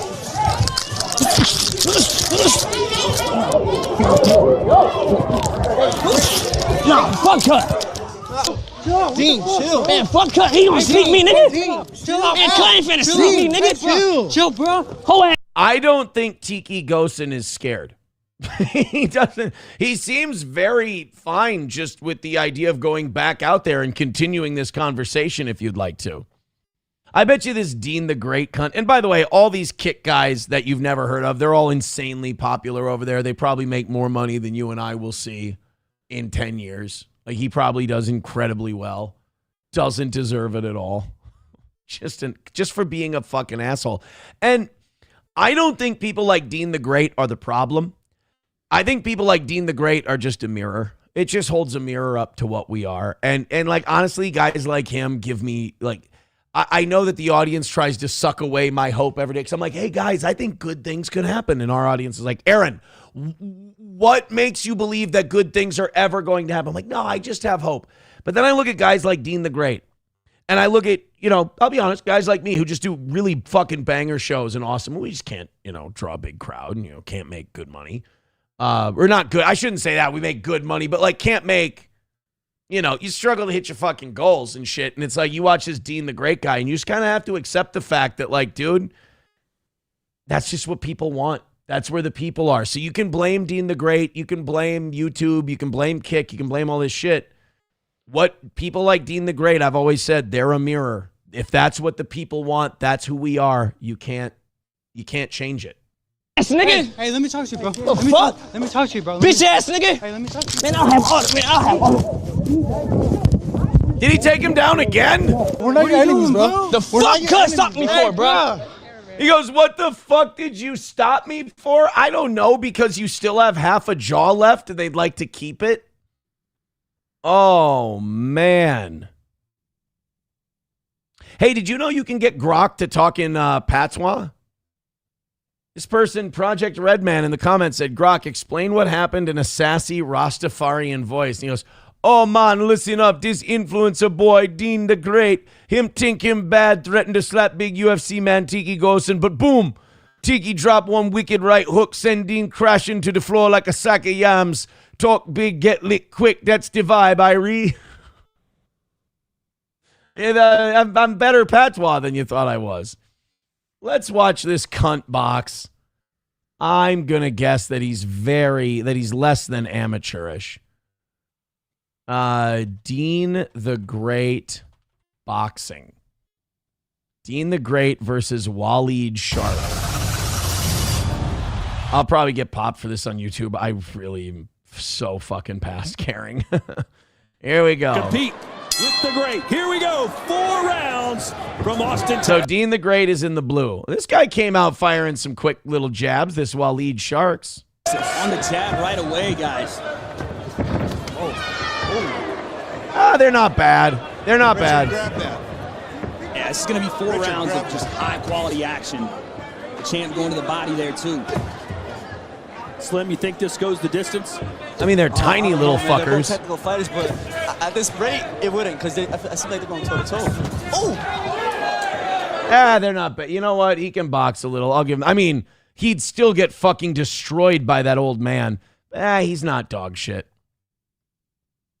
I can't pretend that guy sucks. He's got some skills. You can tell right away. Toad climbs mountains with $50. Toad, thank you so much. What a great guy. Unbelievable support. Thank you so much, Toad climbs mountains. Dude, that's just amazing, Toad. Thank you so much for that generosity. Here's your drop, buddy. All the way, Virginia, bitch. Thank you very much for the, wow, that's just so nice of you, Toad. Thank you for the $50 drop. Unbelievable. Thank you so much. That's huge. Like I said, everybody, man, whether it's $5, whether it's $10, or it's $50 drops like that, or it's $2. Unbelievable. Thank you so much, Toad. That was huge. OG Anonymous Fake Dono says he was born. God damn it. Why am I fucking up this song? This is a great Glenn Beck parody. From OG Anonymous Fake Dono. He was born to stand with Jews. He's born. God damn. Born. What's the song? Help me out, chat. What's the song? I should know. Look, I should know it. I know I should know it. I'm fucking up. Help me out. By the way, thank you very much. That was ridiculously generous, both of you. Thank you, OG Anonymous Fake Dono. Thank you so much, Toad Climbs Mountains. That is so cool. Thank you so much. I wish I knew the song, though.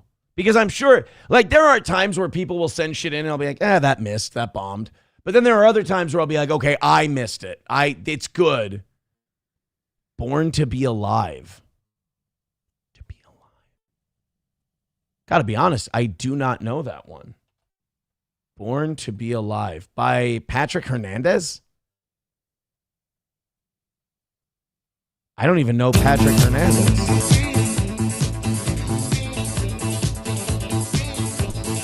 OG Anonymous Fake Dono, you old as fuck, bro?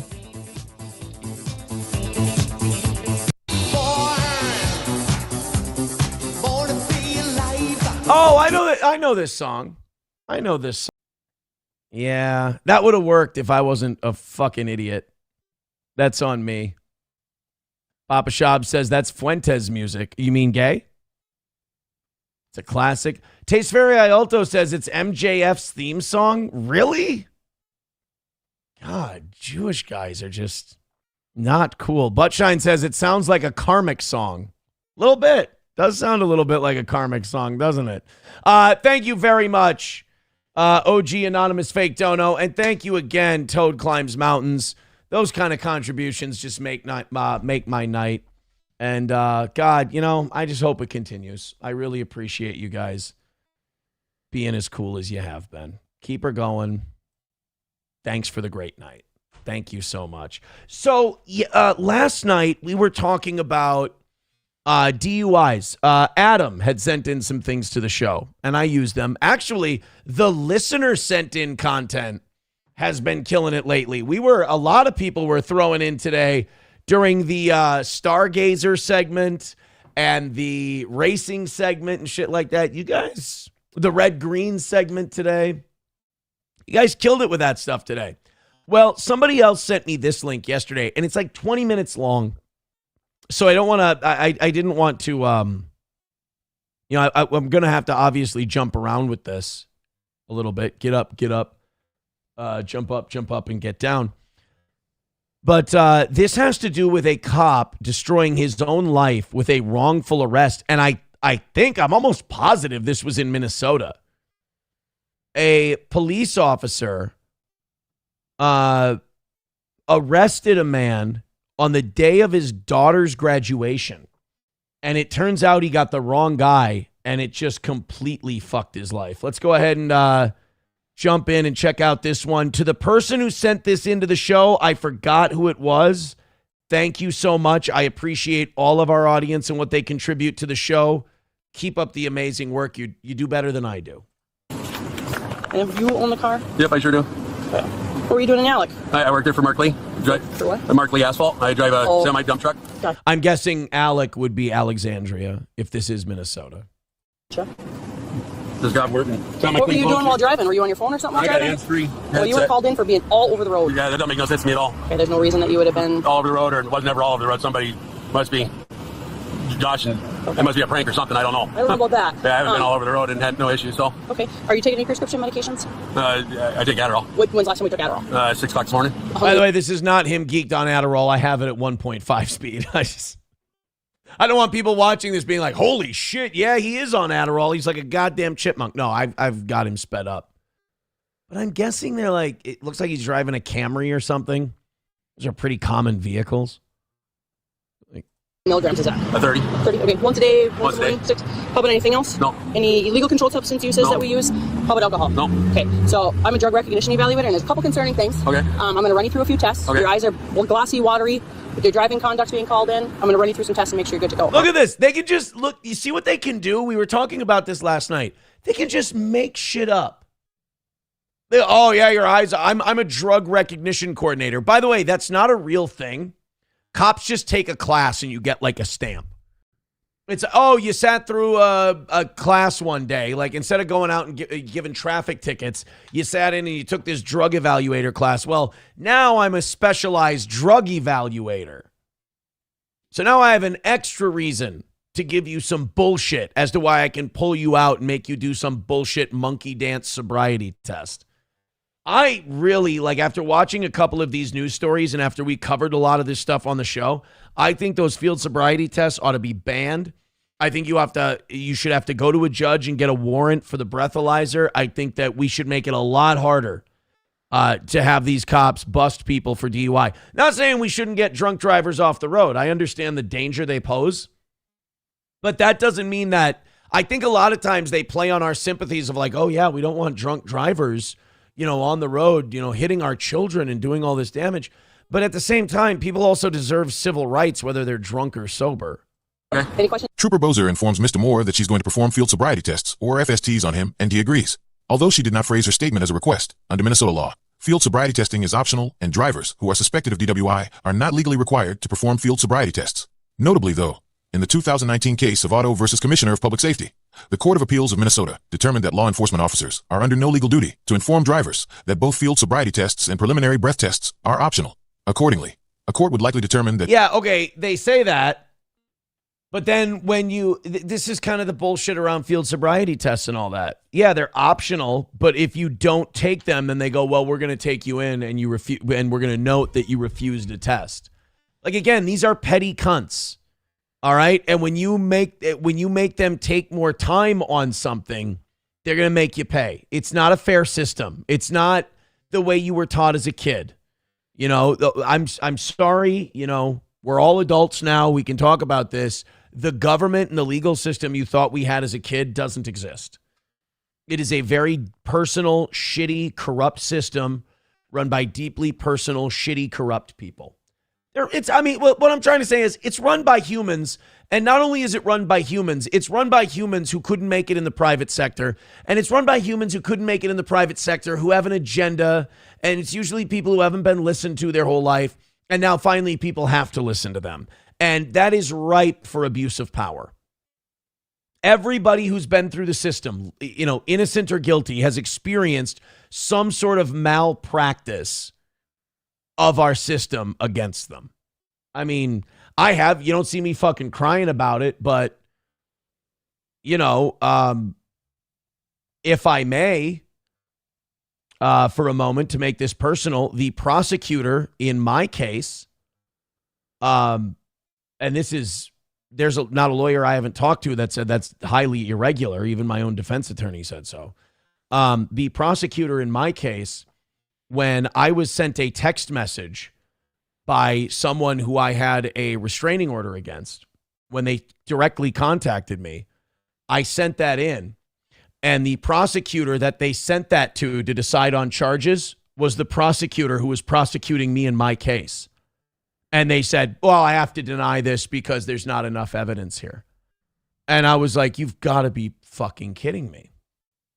And then not only that, at my sentencing hearing, that same prosecutor called my HROs that were signed by a judge and upheld still upheld to this day.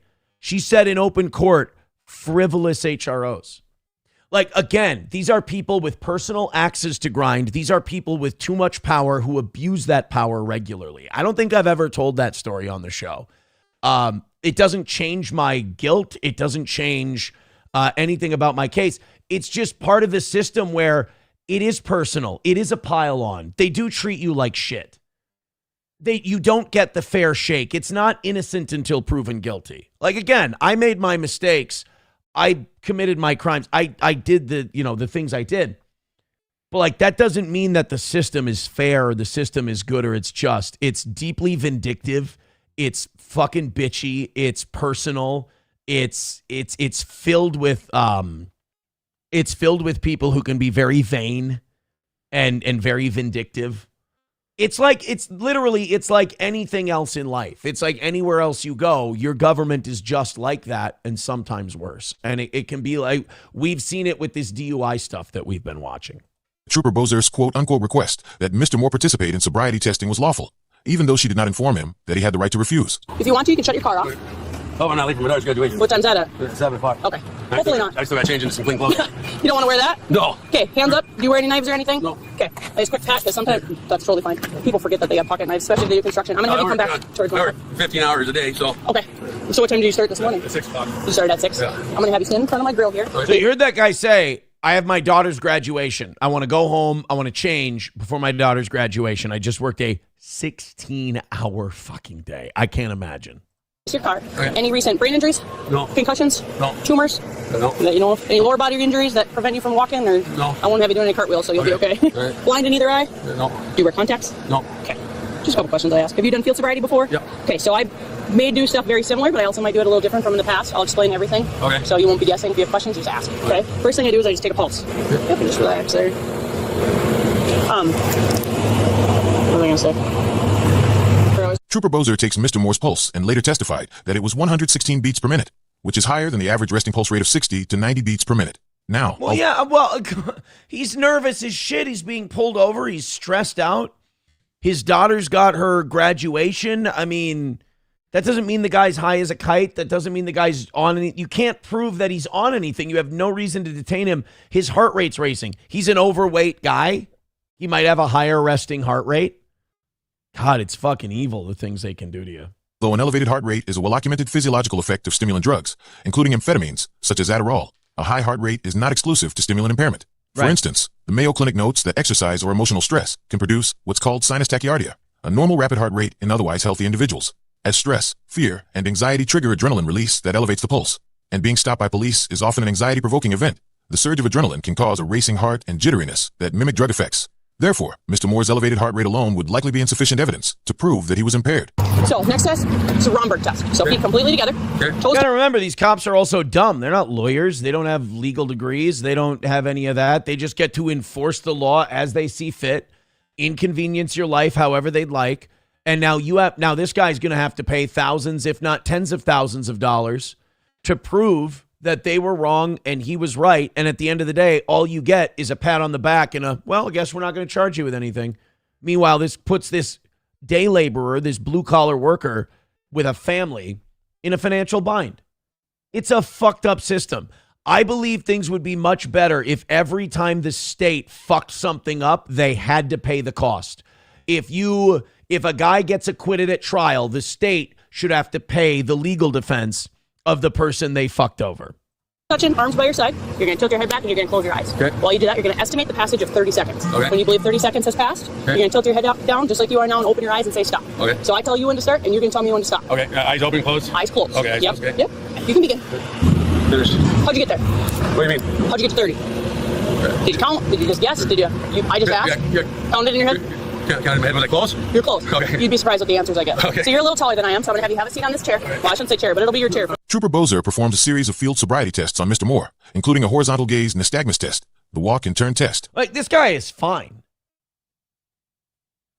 Like, there's nothing wrong with this guy. And like, if you were there to protect and serve your community, you would have a little empathy and you would go, oh shit, your daughter graduates today. I'm holding you up. I really apologize. And then you got this fucking nudnik just sitting there in the background trying to look tough. Like, fuck, honestly, it's hard not to hate these people. It's hard not to see every part of government as your enemy the more you learn as you get older. You can't trust these people. There's no trust there. They're not there to help you. They're not on your side. And this guy hasn't done anything wrong. You tell me where the innocent until proven guilty exists here, because I don't see it. And the one-leg stand test. Mr. Moore cooperated with the tests and completed each one successfully, with the exception of the one-leg stand, which Mr. Moore attributed to the shoes he was wearing at the time. After completing the tests, Trooper Bozer... Dude, we did the one-leg stand on this show yesterday, and it's fucking hard to do. You got to establish your balance. We're not pelicans, for God's sake. Come on, pelican, fly.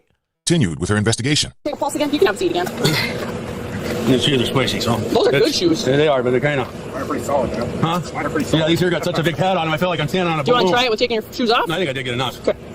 It's not an ask. Some people want to go barefoot. I feel pretty confident I passed the sobriety test. Hey, buddy. I was going to say asshole. He's a good guy. You never passed a sobriety test. The minute they tell you to take the test, they're taking you in.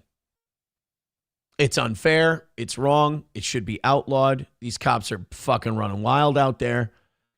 But that's just the truth of it.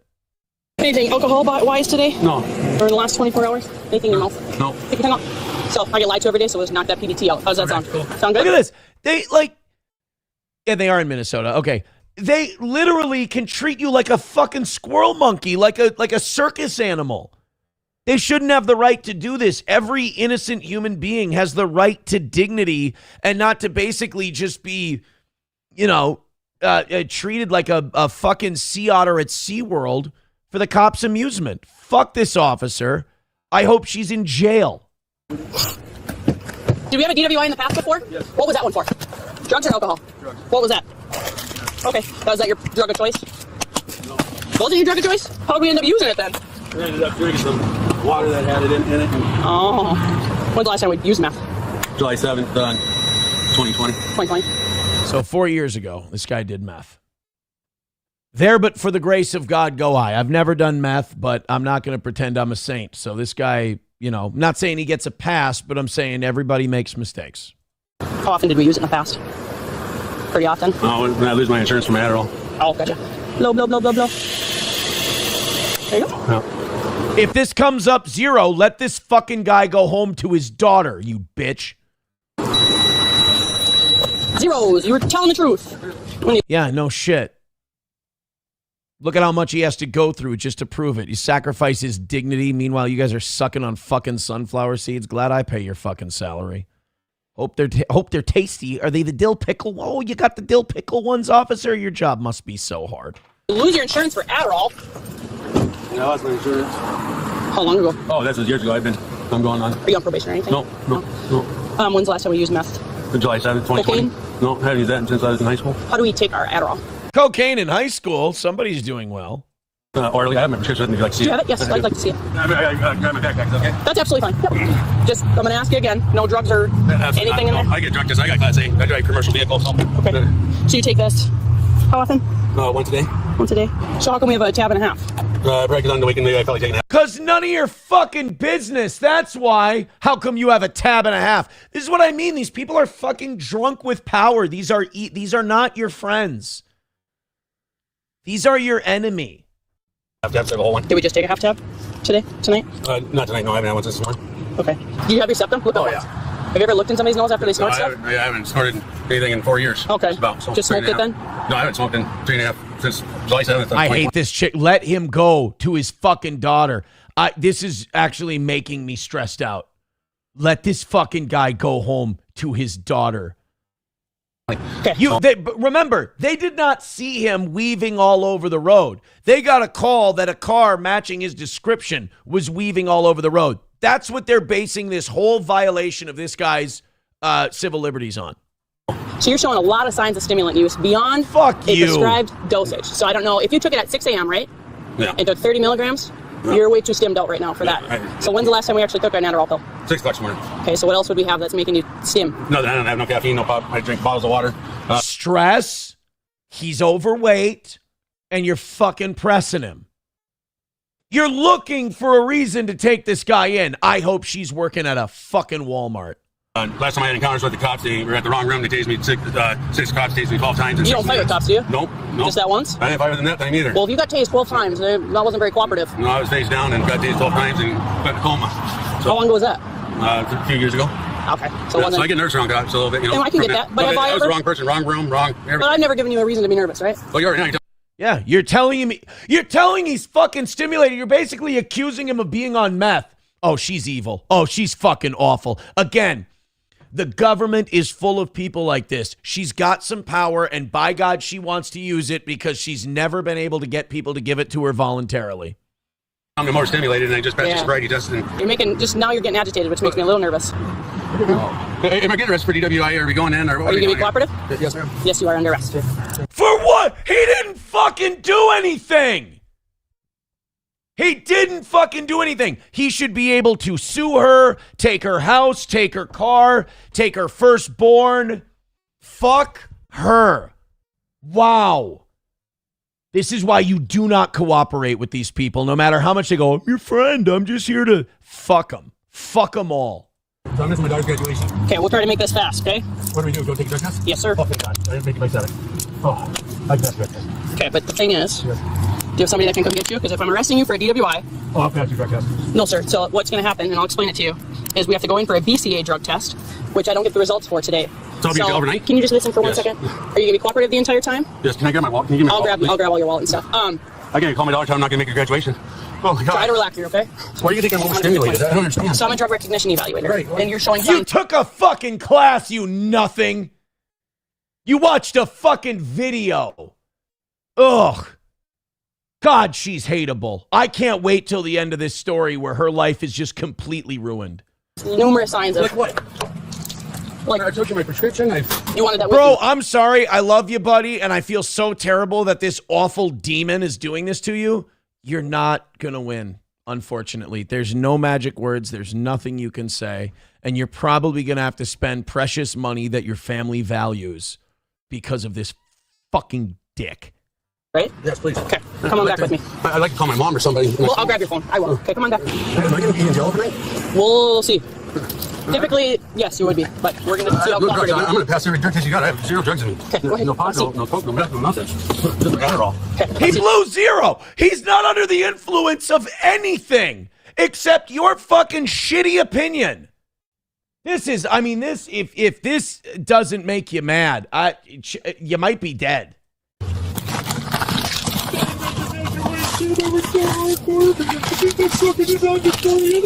She's valedictorian? 70 hours a week. I can't believe this. This woman's evil. This woman's evil. What I'd really like to have happen to her, what I really think her cosmic punishment should be, I can't say on a live stream. Like, she's truly an evil human being. Like, demons do walk the earth. The devil exists because she's an agent of it. Drug free, going. What's wrong? I attend set free. And you know what fucking sucks? Is she deep down knows that he's not on anything. She knows that he's clean. I took a class once and I'm an evaluator. Get fucked. Okay, hold on, okay? By the way, this is why some addicts who genuinely are trying to get better can't. Because of fucking people like this. I didn't have the driving, so what did you see in driving conduct? Yeah, well, he's got a cracked windshield, and then he has a inoperable passenger side brake light. Okay. And then, yeah, he was kind of jerky. He didn't cross over any lines when I was behind him. Yep. He, like jerky. Yep. Yep. Yep. Yeah, so the collar had him all over. So he has a cracked windshield. Give him some tickets. Let him go. Even if it's not a prescription, it's a stimulant of some kind. What I am going to do for you, because you're late, you're not going to make it in time. Do you want to call somebody to let them know? I can't let you know. We have to do this process. Please. I'll try to get you going as soon as we can. I can't. My hands are tied. It's a giant man who works a blue-collar job 16 hours a day, and he's blubbering in the back seat. And you know what? She fucking loves it. She loves the control. She loves that she gets to do this to people. Demons walk amongst you, and she's one. Please. So I'm just we're gonna get going and we're gonna get no drugs, please. So I can't. We're under arrest for DWI. But do you want to call somebody? He's not under the influence. He hasn't done anything wrong, you cunt. Quick to let them know you won't make it in time. Do you want to do that or do you want to wait? Yes, call someone again. What's your pin? As a father, this hurts to watch.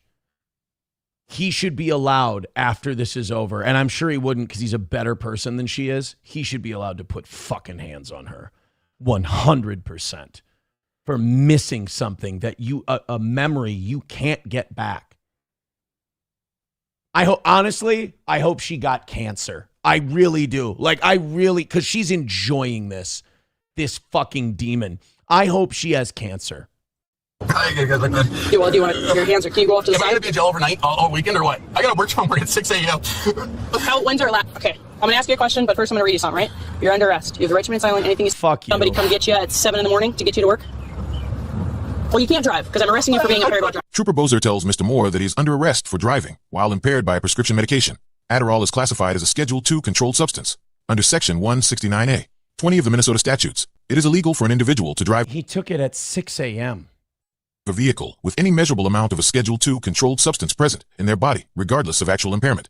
This creates a so-called per se violation, where even prescription medications, such as Adderall, can lead to criminal charges.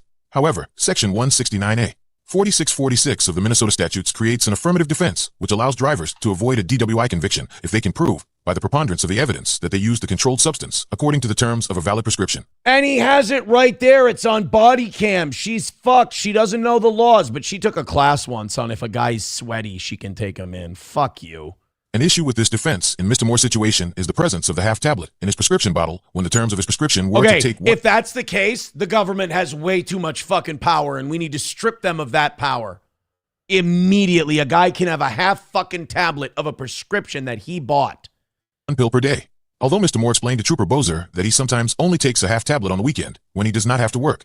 Trooper Bozer later testified that she did not believe this explanation, and that instead she suspected that Mr. Moore had crushed and snorted Adderall after work. It should also... So what? Because she just pulled that shit out of her ass? That means something? Sorry. This is what I mean, guys. The things you were taught as a kid don't exist. These things aren't real. So be noted that the prescription defense only applies to a so-called per se DWI charge based on the mere presence of a Schedule I or Schedule II drug in a driver's system. It does not apply to a charge of being quote-unquote under the influence of a controlled substance, which is also prohibited by Section 169A, 20 of the Minnesota statutes. In other words, having a prescription is not a defense if the prosecution can prove that the driver was actually impaired by the drug, as the law expects prescription users to refrain from driving if the medication affects their ability to drive safely. Therefore, Mr. Moore could potentially be found guilty of DWI if he was found to have taken his Adderall outside the terms of his prescription, or if the court concluded that he was actually impaired by the Adderall. See, are the signs of impairment. I ran out of my Ozempic yesterday. My blood sugar's probably high. Okay, so even that's not going to cause what I'm seeing. And we can have the hospital. I hate her so much. I'll go to the next break here where this guy talks. Stop crying, stop crying. Can you get my close to the graduation license? And now she's saying that because he's having mood swings. That's sign of impairment. You're stopping him from his daughter's graduation. God, she is soulless. It does take a special kind to do this job this way. A sociopath. I don't think you're going to be there in time. Okay, I'll go look. You want this graduation book just in case.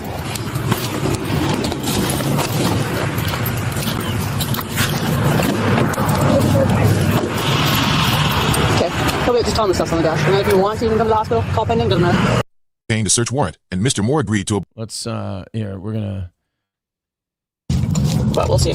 After his arrest, Trooper Bozer obtained a search warrant, and Mr. Moore agreed to a blood draw. The sample was tested by the Minnesota Department of Safety, Bureau of Criminal Apprehension, which found the presence of amphetamines in the amount of 0.034 milligrams per liter. according to an expert retained by Mr. Moore. In his defense, this amount is within the so-called therapeutic range of Adderall usage There you go. and was consistent with his prescribed dosage of 30 milligrams daily There you taken go. at 6 a.m. Mr. Moore was charged with 2 counts of DWI. They still fucking charged this poor bastard. So he has to hire an attorney. This is evil. This is so fucked up. Count for driving under the influence of a controlled substance, and 1 count for driving while his body contained any amount of a controlled substance. Wow. As a result of his arrest, Mr. Moore lost his job, and his commercial driver's license was revoked. He retained legal counsel who filed a petition for judicial review of his license revocation. On October 31st, 2024, the court denied the petition, and Mr. Moore appealed the decision to the Minnesota Court of Appeals. Oral arguments were held on June 3rd, 2025. And as of the date of writing this episode, both the Court of Appeals decision and the criminal charges against Mr. Moore are still pending. Mr. Moore is seeking a civil rights attorney and has started a GoFundMe campaign to assist with the costs of legal representation. I've included a link to this campaign in the description below. Overall, Trooper Bozer gets an F for demonstrating inexcusably poor discretionary decision-making by choosing to arrest Mr. Moore, preying on Mr. Moore's lack of legal knowledge and the pressing circumstances at hand, and for maintaining a completely unwarranted accusatory tone throughout the interaction. The legitimacy of Trooper Bozer's arrest is certainly in question, but her complete lack of empathy for Mr. Moore's situation is the most troubling aspect of this encounter. Mr. Moore took a medication that was prescribed to him. And fuck all these cops, too, because they back each other's play. Like, this guy knows this is fucked up. If this guy's got a daughter, shame on him. They don't do anything to step in and do a fucking thing. That poor fuck. So this was posted. What do we know about this guy now? What was his name? Let's try to get this guy's name one more time.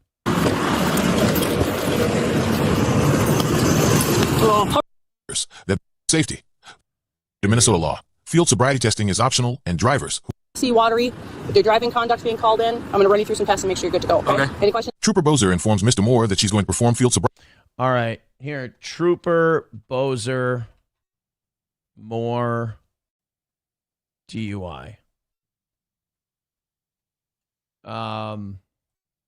Megan Bozer, Minnesota State Patrol. Megan Bozer is her name. File complaints against this person. Social media posts from 2025 contain numerous accusations against Trooper Bozer, with users discussing a horrific video demanding she be fired and questioning if she is still in court. Comments also mention a civil lawsuit and potential FBI involvement. George Moore, NYPD. That's not who I'm talking about. Do we know anything about this guy's case? Boy, it still hasn't been settled, huh? Yeah, 7 months ago, Rusty Moore, Megan here, Rusty Moore, Minnesota. Doesn't seem like we have any updates on this. When entitled corrupt cops were sued for millions of dollars. Absolutely. You don't have a night. For arresting innocent fathers. So that lawsuit is still going on now. I hope they settle, and I hope that guy gets a fortune. He fucking deserves that and more. His name is Rusty Moore. Her name is Megan Bozer.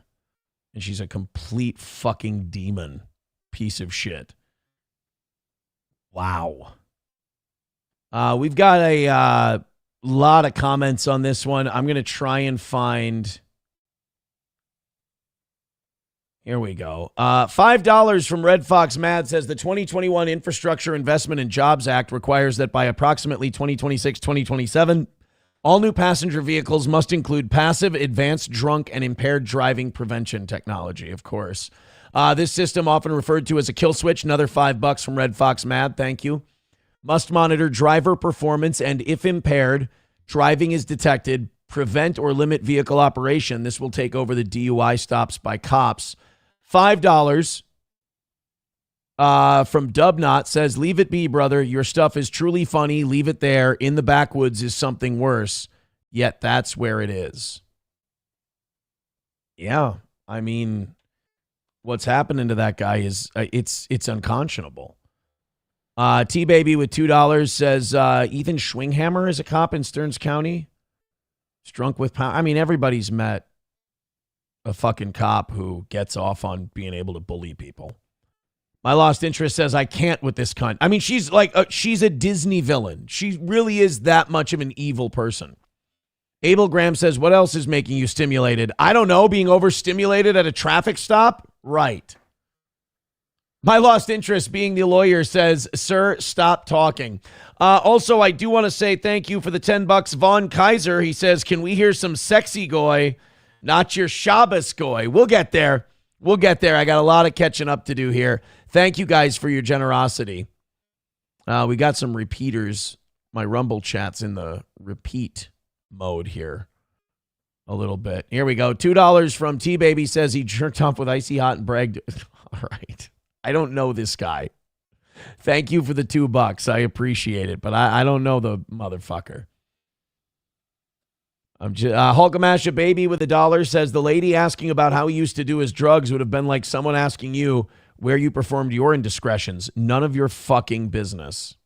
Exactly. Bong Time says, you know, Aaron, in the end, it's going to be the Minnesota taxpayers' money that he's going to get. It should come out of this cunt's pension. If she still has a fucking job, it tells you exactly how this system works. If she, yeah. Oh, someone else saying, I bet they jacked his Adderall as evidence. Yeah. Brian says the American dream is just that. You have to be asleep to... Well, that's what Carlin said. He goes, you know why they call it the American dream? Because you got to be asleep to believe it. Well, you see, baby. And there will be gorilla shit all over down there. The only American dream there is the big fat booty daddy who wore those polka dots so sweet and sexy at WrestleMania 6, baby. That's the only American dream you got to believe in, baby. Red Fox Mad with $5 says state taking away mom's kids for medication. Just never, I mean, the evil never stops, right? The evil never stops. Unbelievable. A lot of corruption, man. A lot of it is legal corruption. A lot of it is just people being vindictive and abusing their power, and they all protect each other. So even if they are breaking rules, there's nothing you can do. You know, and that's a difficult thing to process because you're like, oh, what am I supposed to do? Just sit there and take it? Unfortunately, yeah, and I know that sucks. Hey, holy shit. Thank you, Red Fox Man and Dubnot and T-Baby and everybody who contributed during that segment.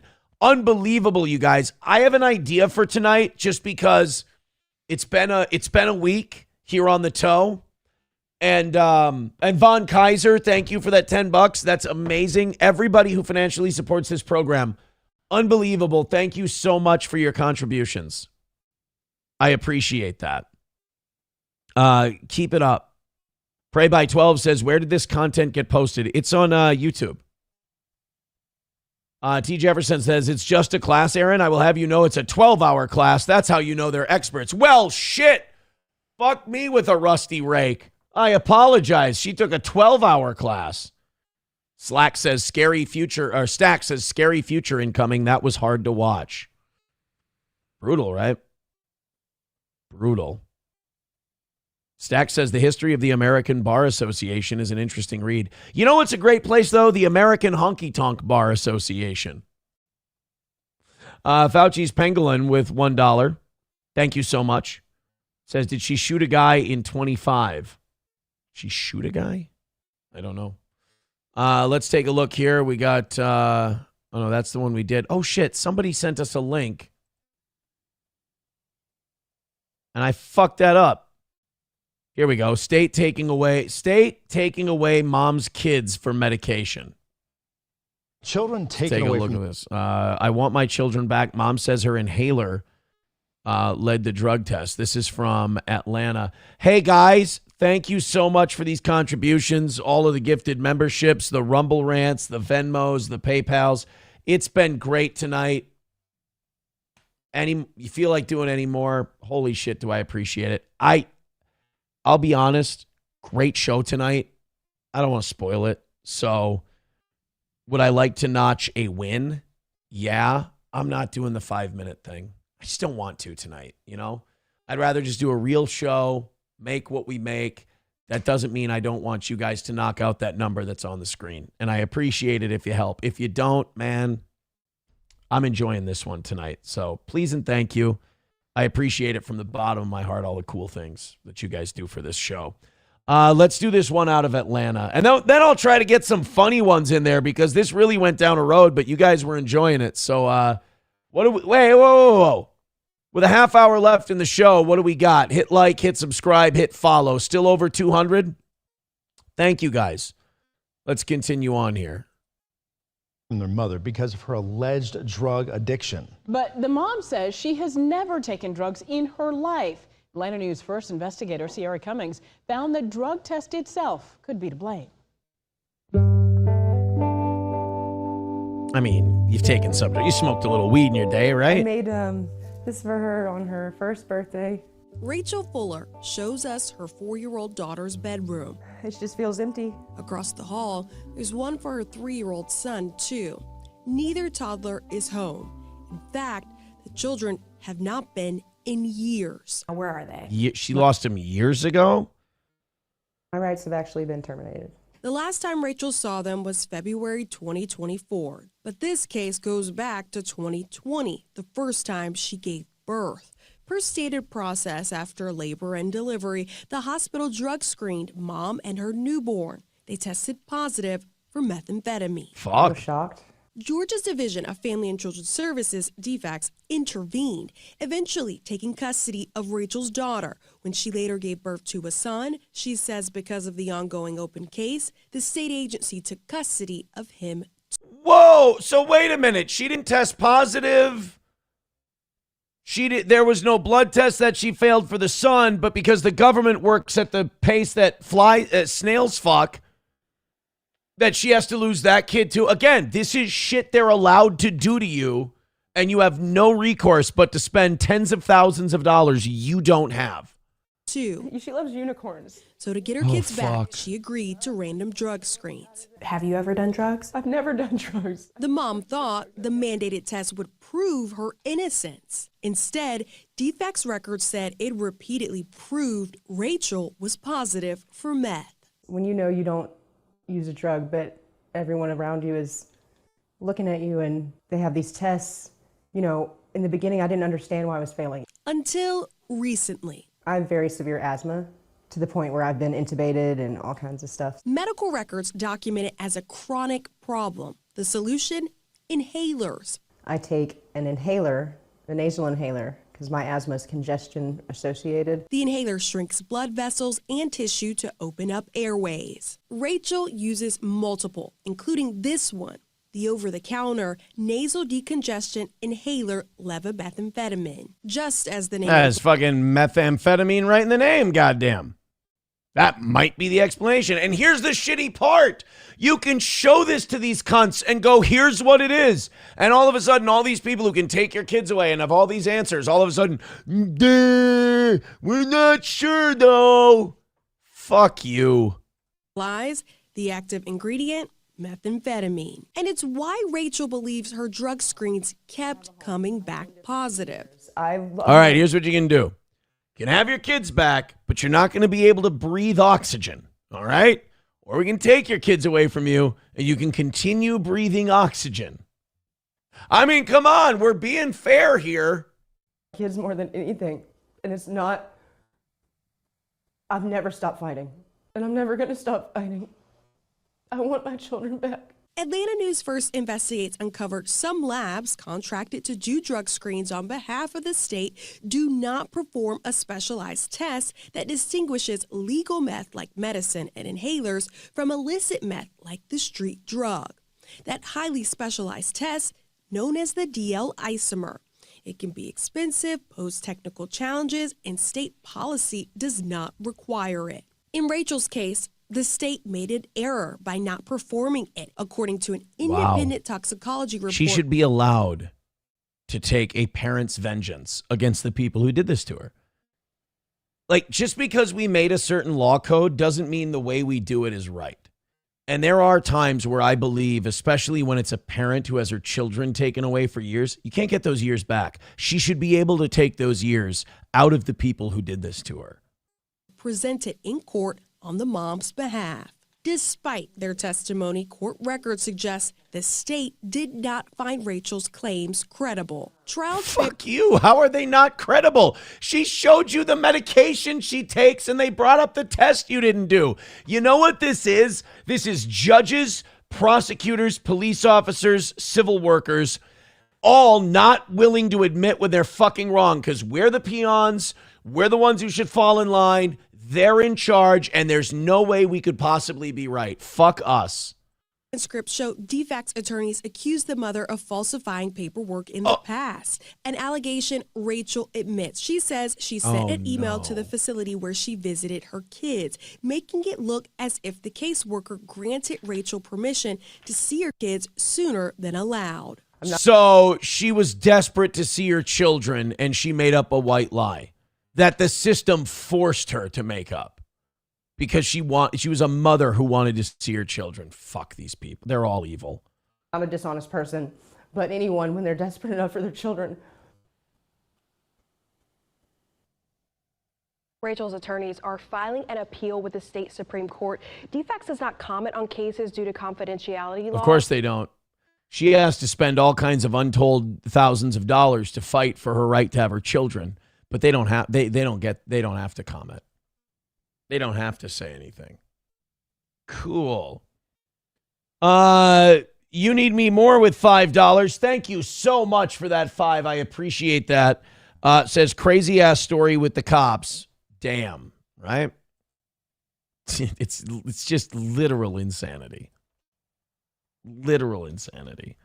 $4.99 from Electric Shoes with a good point.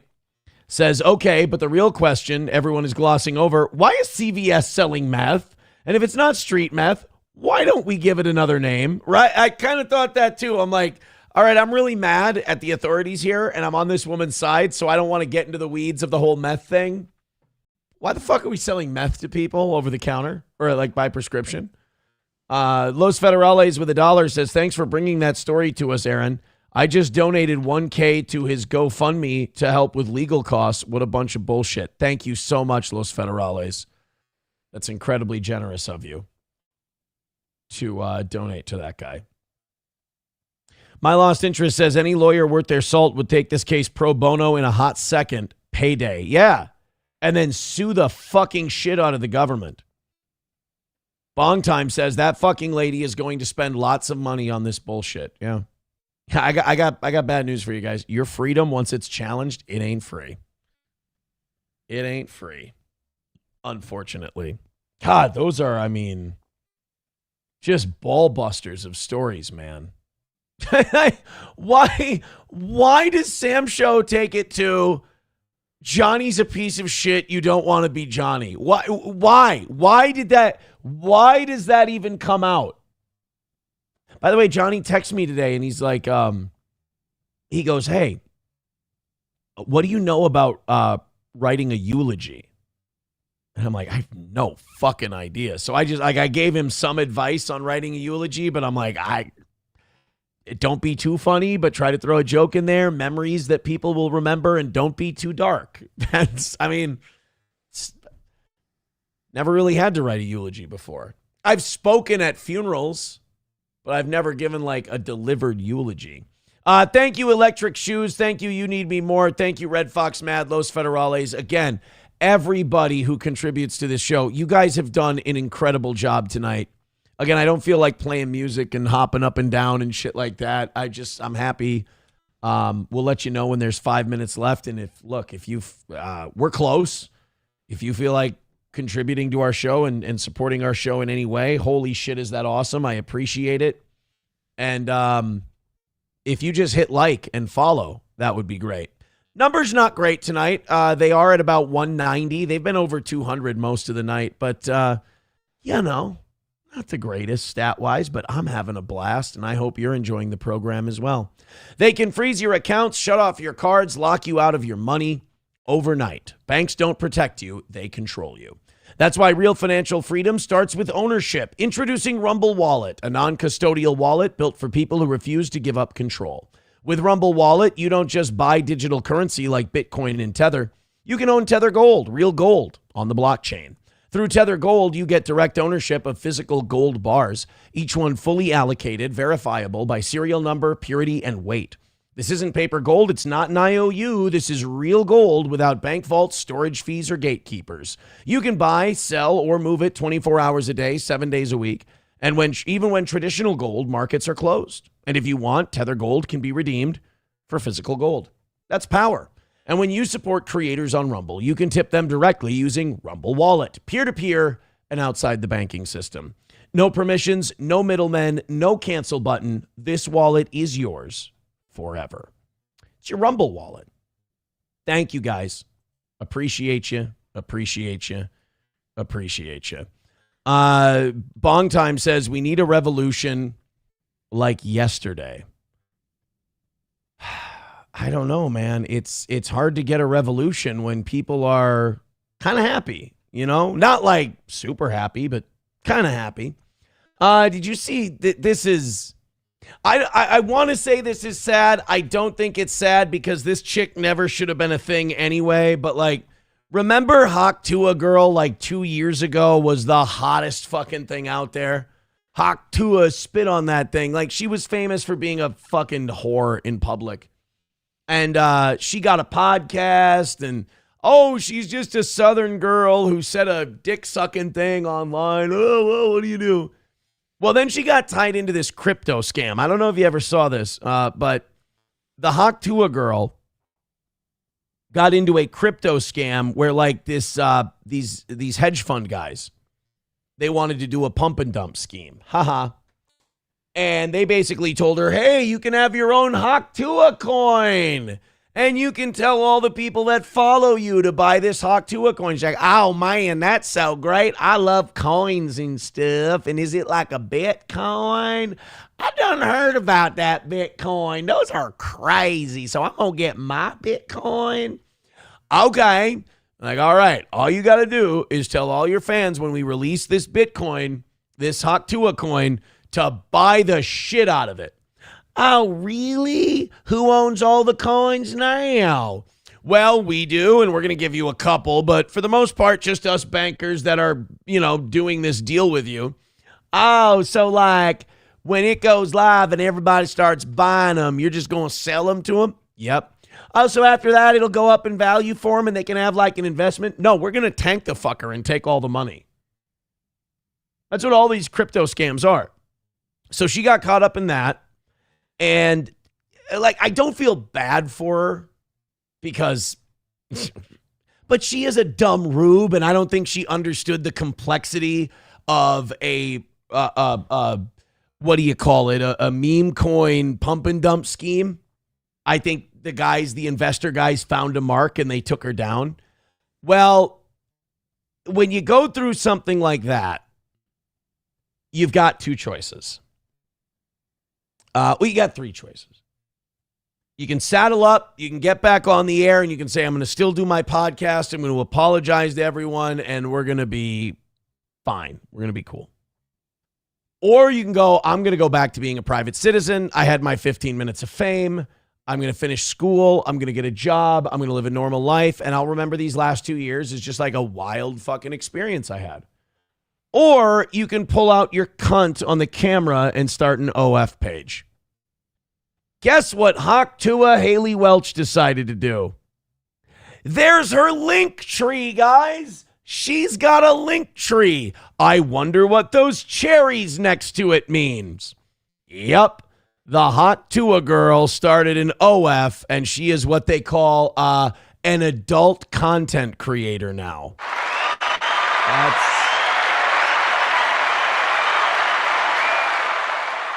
It's your boy. By the way, her Hawk Tuah coin is still available. It looks like it's worth 9/1 of a cent. I don't even know what that number is. 0.00009477. That's its worth at the moment if you're still, diamond handsing the Hawk Tuah coin. Try spitting on that thing. Maybe that'll work. But yeah, that's what she's doing now. I mean, she wasn't that hot. She's not like starting only, fucking pull it open and show me your kidneys. I mean, please don't. Just like I said, go back to school, finish your degree. It just go live a real life. Or spread your butthole. I don't even want to look to see like the subscriber number or anything because I don't want to I don't want to see that it's doing really well and this is going to save her.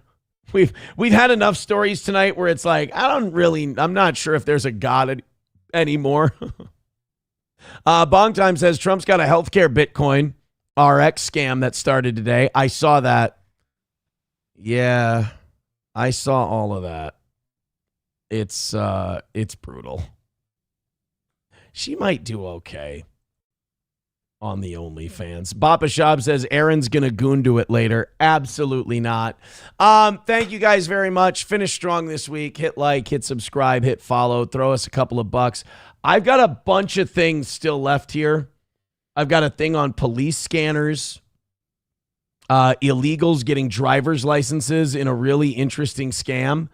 Let's do those two stories. Somebody did send me the Logan Paul Pokemon thing, but I feel like that's going to take way too much time. And we're not really going to be able to really dive into that. Let's do the immigrant scam here. There's 5 people in Kentucky, including 2 DMV employees who have apparently gone into this scam where they sell driver's licenses to illegal aliens in order to and they get kickbacks. So for those of you who are like, why do we need voter ID? It's not like illegals are going to be able to vote. How are they going to get an ID? Really now, take a look. People accused of running a driver's license scheme in Louisville are now facing federal charges. 4 of them appeared in court today. Jamie Mays joins us live to tell us what happened in front of the judge. Jamie? Rick, Vicky, the defendants who appeared in court pleaded not guilty today. The 5th suspect does not have any record of his arrest just yet, but all are accused of working together. Uh-oh. You know what that means. You know what? Anybody know? There's an old saying in law enforcement. First rat gets the cheese. That's funny. So 4 of the 5 have been in court. They've entered their pleas. It's a 5th guy who doesn't even seem to have an arrest record. That's kind of weird. Kind of seems like it would mean that they're maybe cooperating on this whole deal. Oh, man. You better hope some of those illegals weren't MS-13. Charging immigrants hundreds of dollars for illegal licenses. A new indictment describes the elaborate scheme targeting people who didn't know how to get a driver's license in Kentucky. The document says starting no later than November 1st, 2023, Raul Teles Ojeda, Lozaro Alejandro Castelo Rojas, and Robert Danger Correa recruited people who were immigrants and offered to get them a license by avoiding a line and bypassing testing requirements at the driver licensing regional office at the NIA Center. You got to remember, these people have access. They're just lowly DMV employees, yet they have access to all the computers, all the things that allow you to create licenses and everything else. And it's just, hey, come around this way. We'll just make one for you. You give us hundreds and hundreds of dollars. And tell your friends. We'll get them licenses too. Just a little something to pad your pockets a little while you work your DMV job. Those applicants were allegedly... I'll tell you this. I respect these scammers a lot more than I respect that police officer who fucked over that guy on his daughter's graduation. Hold fees ranged from $200 to $1,500 and were made to believe the process was legal. The indictment says the suspects often escorted applicants on the day of their appointment and told them where to wait and when to enter the NIA Center. Many of the applicants had difficulty speaking English. As part of the scheme, Danita Wilson and Ariel Matthews, who worked as temp workers at the NIA Center. So far, there is not one single aspect of this story that's shocked me yet. So far, everything that's coming up so far, I'm like, yep. Here's the one thing that would surprise me. If these 2 ladies held up their fingernails and they weren't about 4 inches long, that part would shock the shit out of me. are accused of manually changing the status of driver's license records so the system would recognize licenses that did not exist. How about that? Like, how about the fact that lowly DMV workers who make a pittance have the power and have the ability to go in and turn on and turn off people's licenses, like in terms of recognition? This is insane.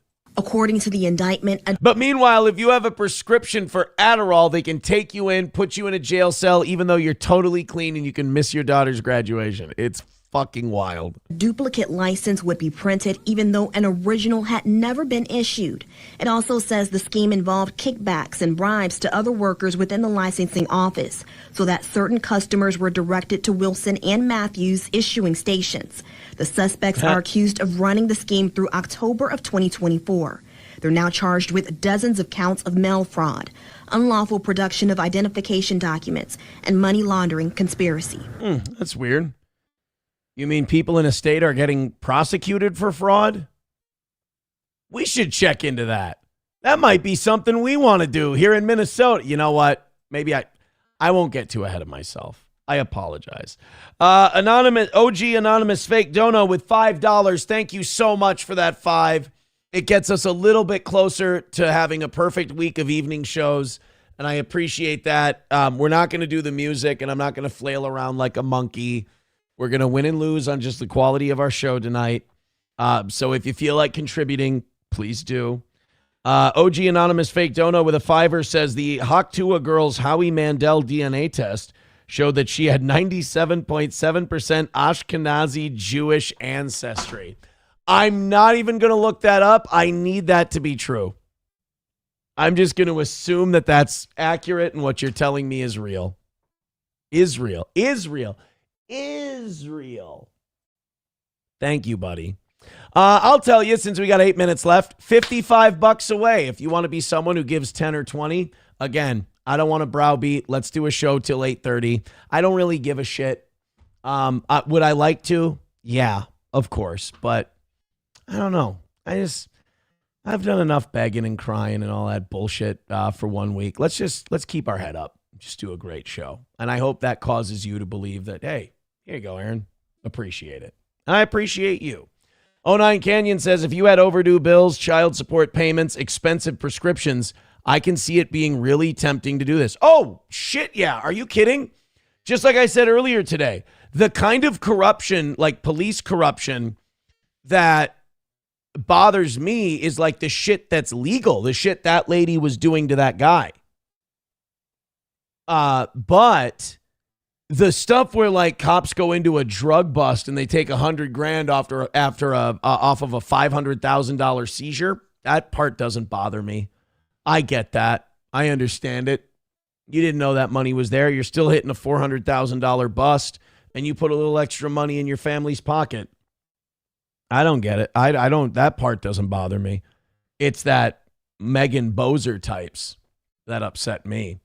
Joey Caravello's mommy says, haha, there's not going to be a revolution. Wake the fuck, yo. I think he means wake the fuck up.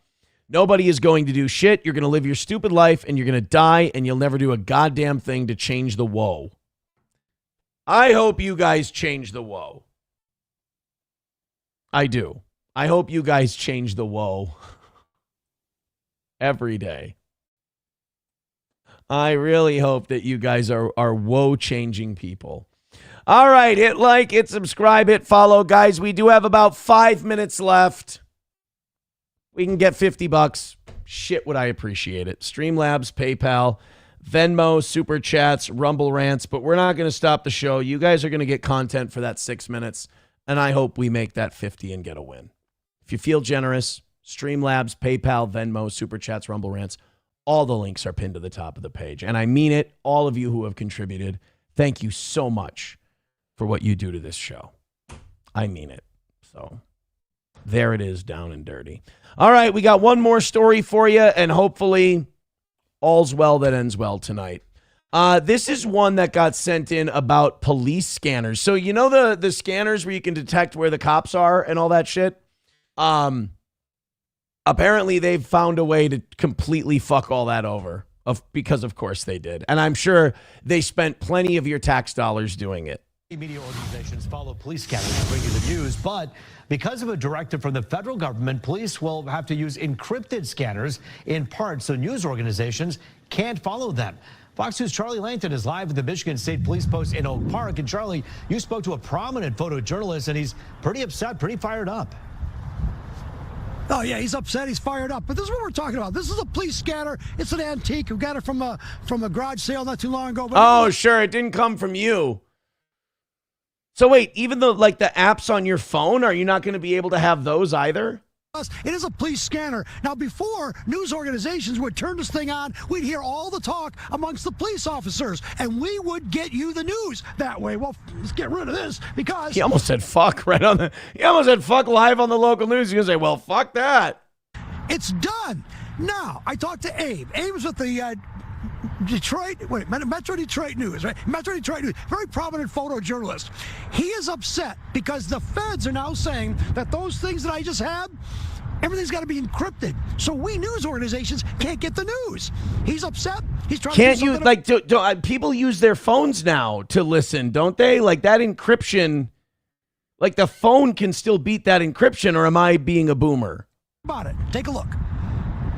We inform the public when there's breaking news. Anytime there's ice, get him. Crashes, shootings, pursuits, all types of incidents. And that's what the public wants to know. You know, they want to know what's going on in the community. But the cops say that they're going to ban scanners. They're going to encrypt them. Is that going to put you out of business? Well, I want to say it's going to put us out of business, but it's going to definitely hinder our operations. All we want to do is report what's happening in the community and help inform people in the community. But the cops are saying, though, that they use this for their internal use to protect the public. And the cops are saying personal information on the scanner, and they don't want you to get it. Okay, if that's the case, they can always use a secondary channel that is encrypted. Right. So the primary channel, which is dispatch, they give information about what's happening. And then if there is private information, switch to the secondary channel to provide that information that's encrypted. This really just sounds like we don't want looky-loos. We don't want rubberneckers. We don't want any of that shit following us around. Again, it's just more than likely self-serving. All right, we got 3 minutes left. Let's hang out with the chat a little bit. Again, $50.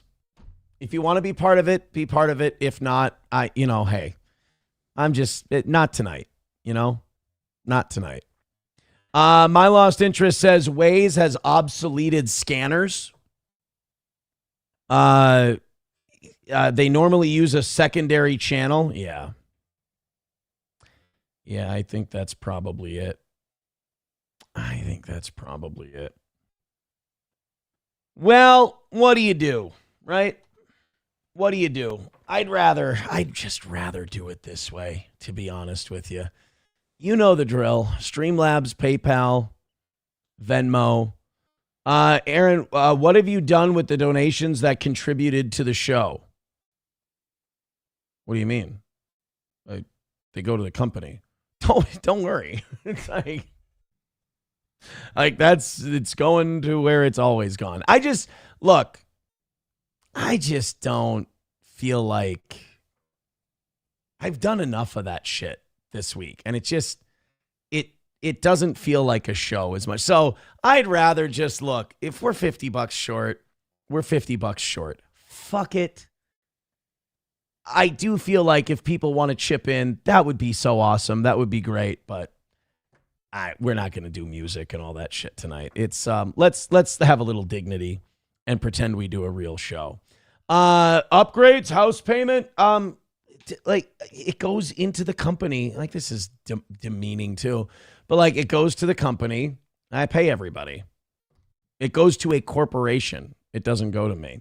All right, guys, thank you very much. I appreciate you being here tonight. Honest to God, everybody who hit like, I love you so much. Thank you. Everybody who threw in $1, $2, $5. It's so important to me. It means so much to me. I can't tell you how much it means. And just, goddamn, man, I appreciate it. You contributing to this program so I can continue doing it.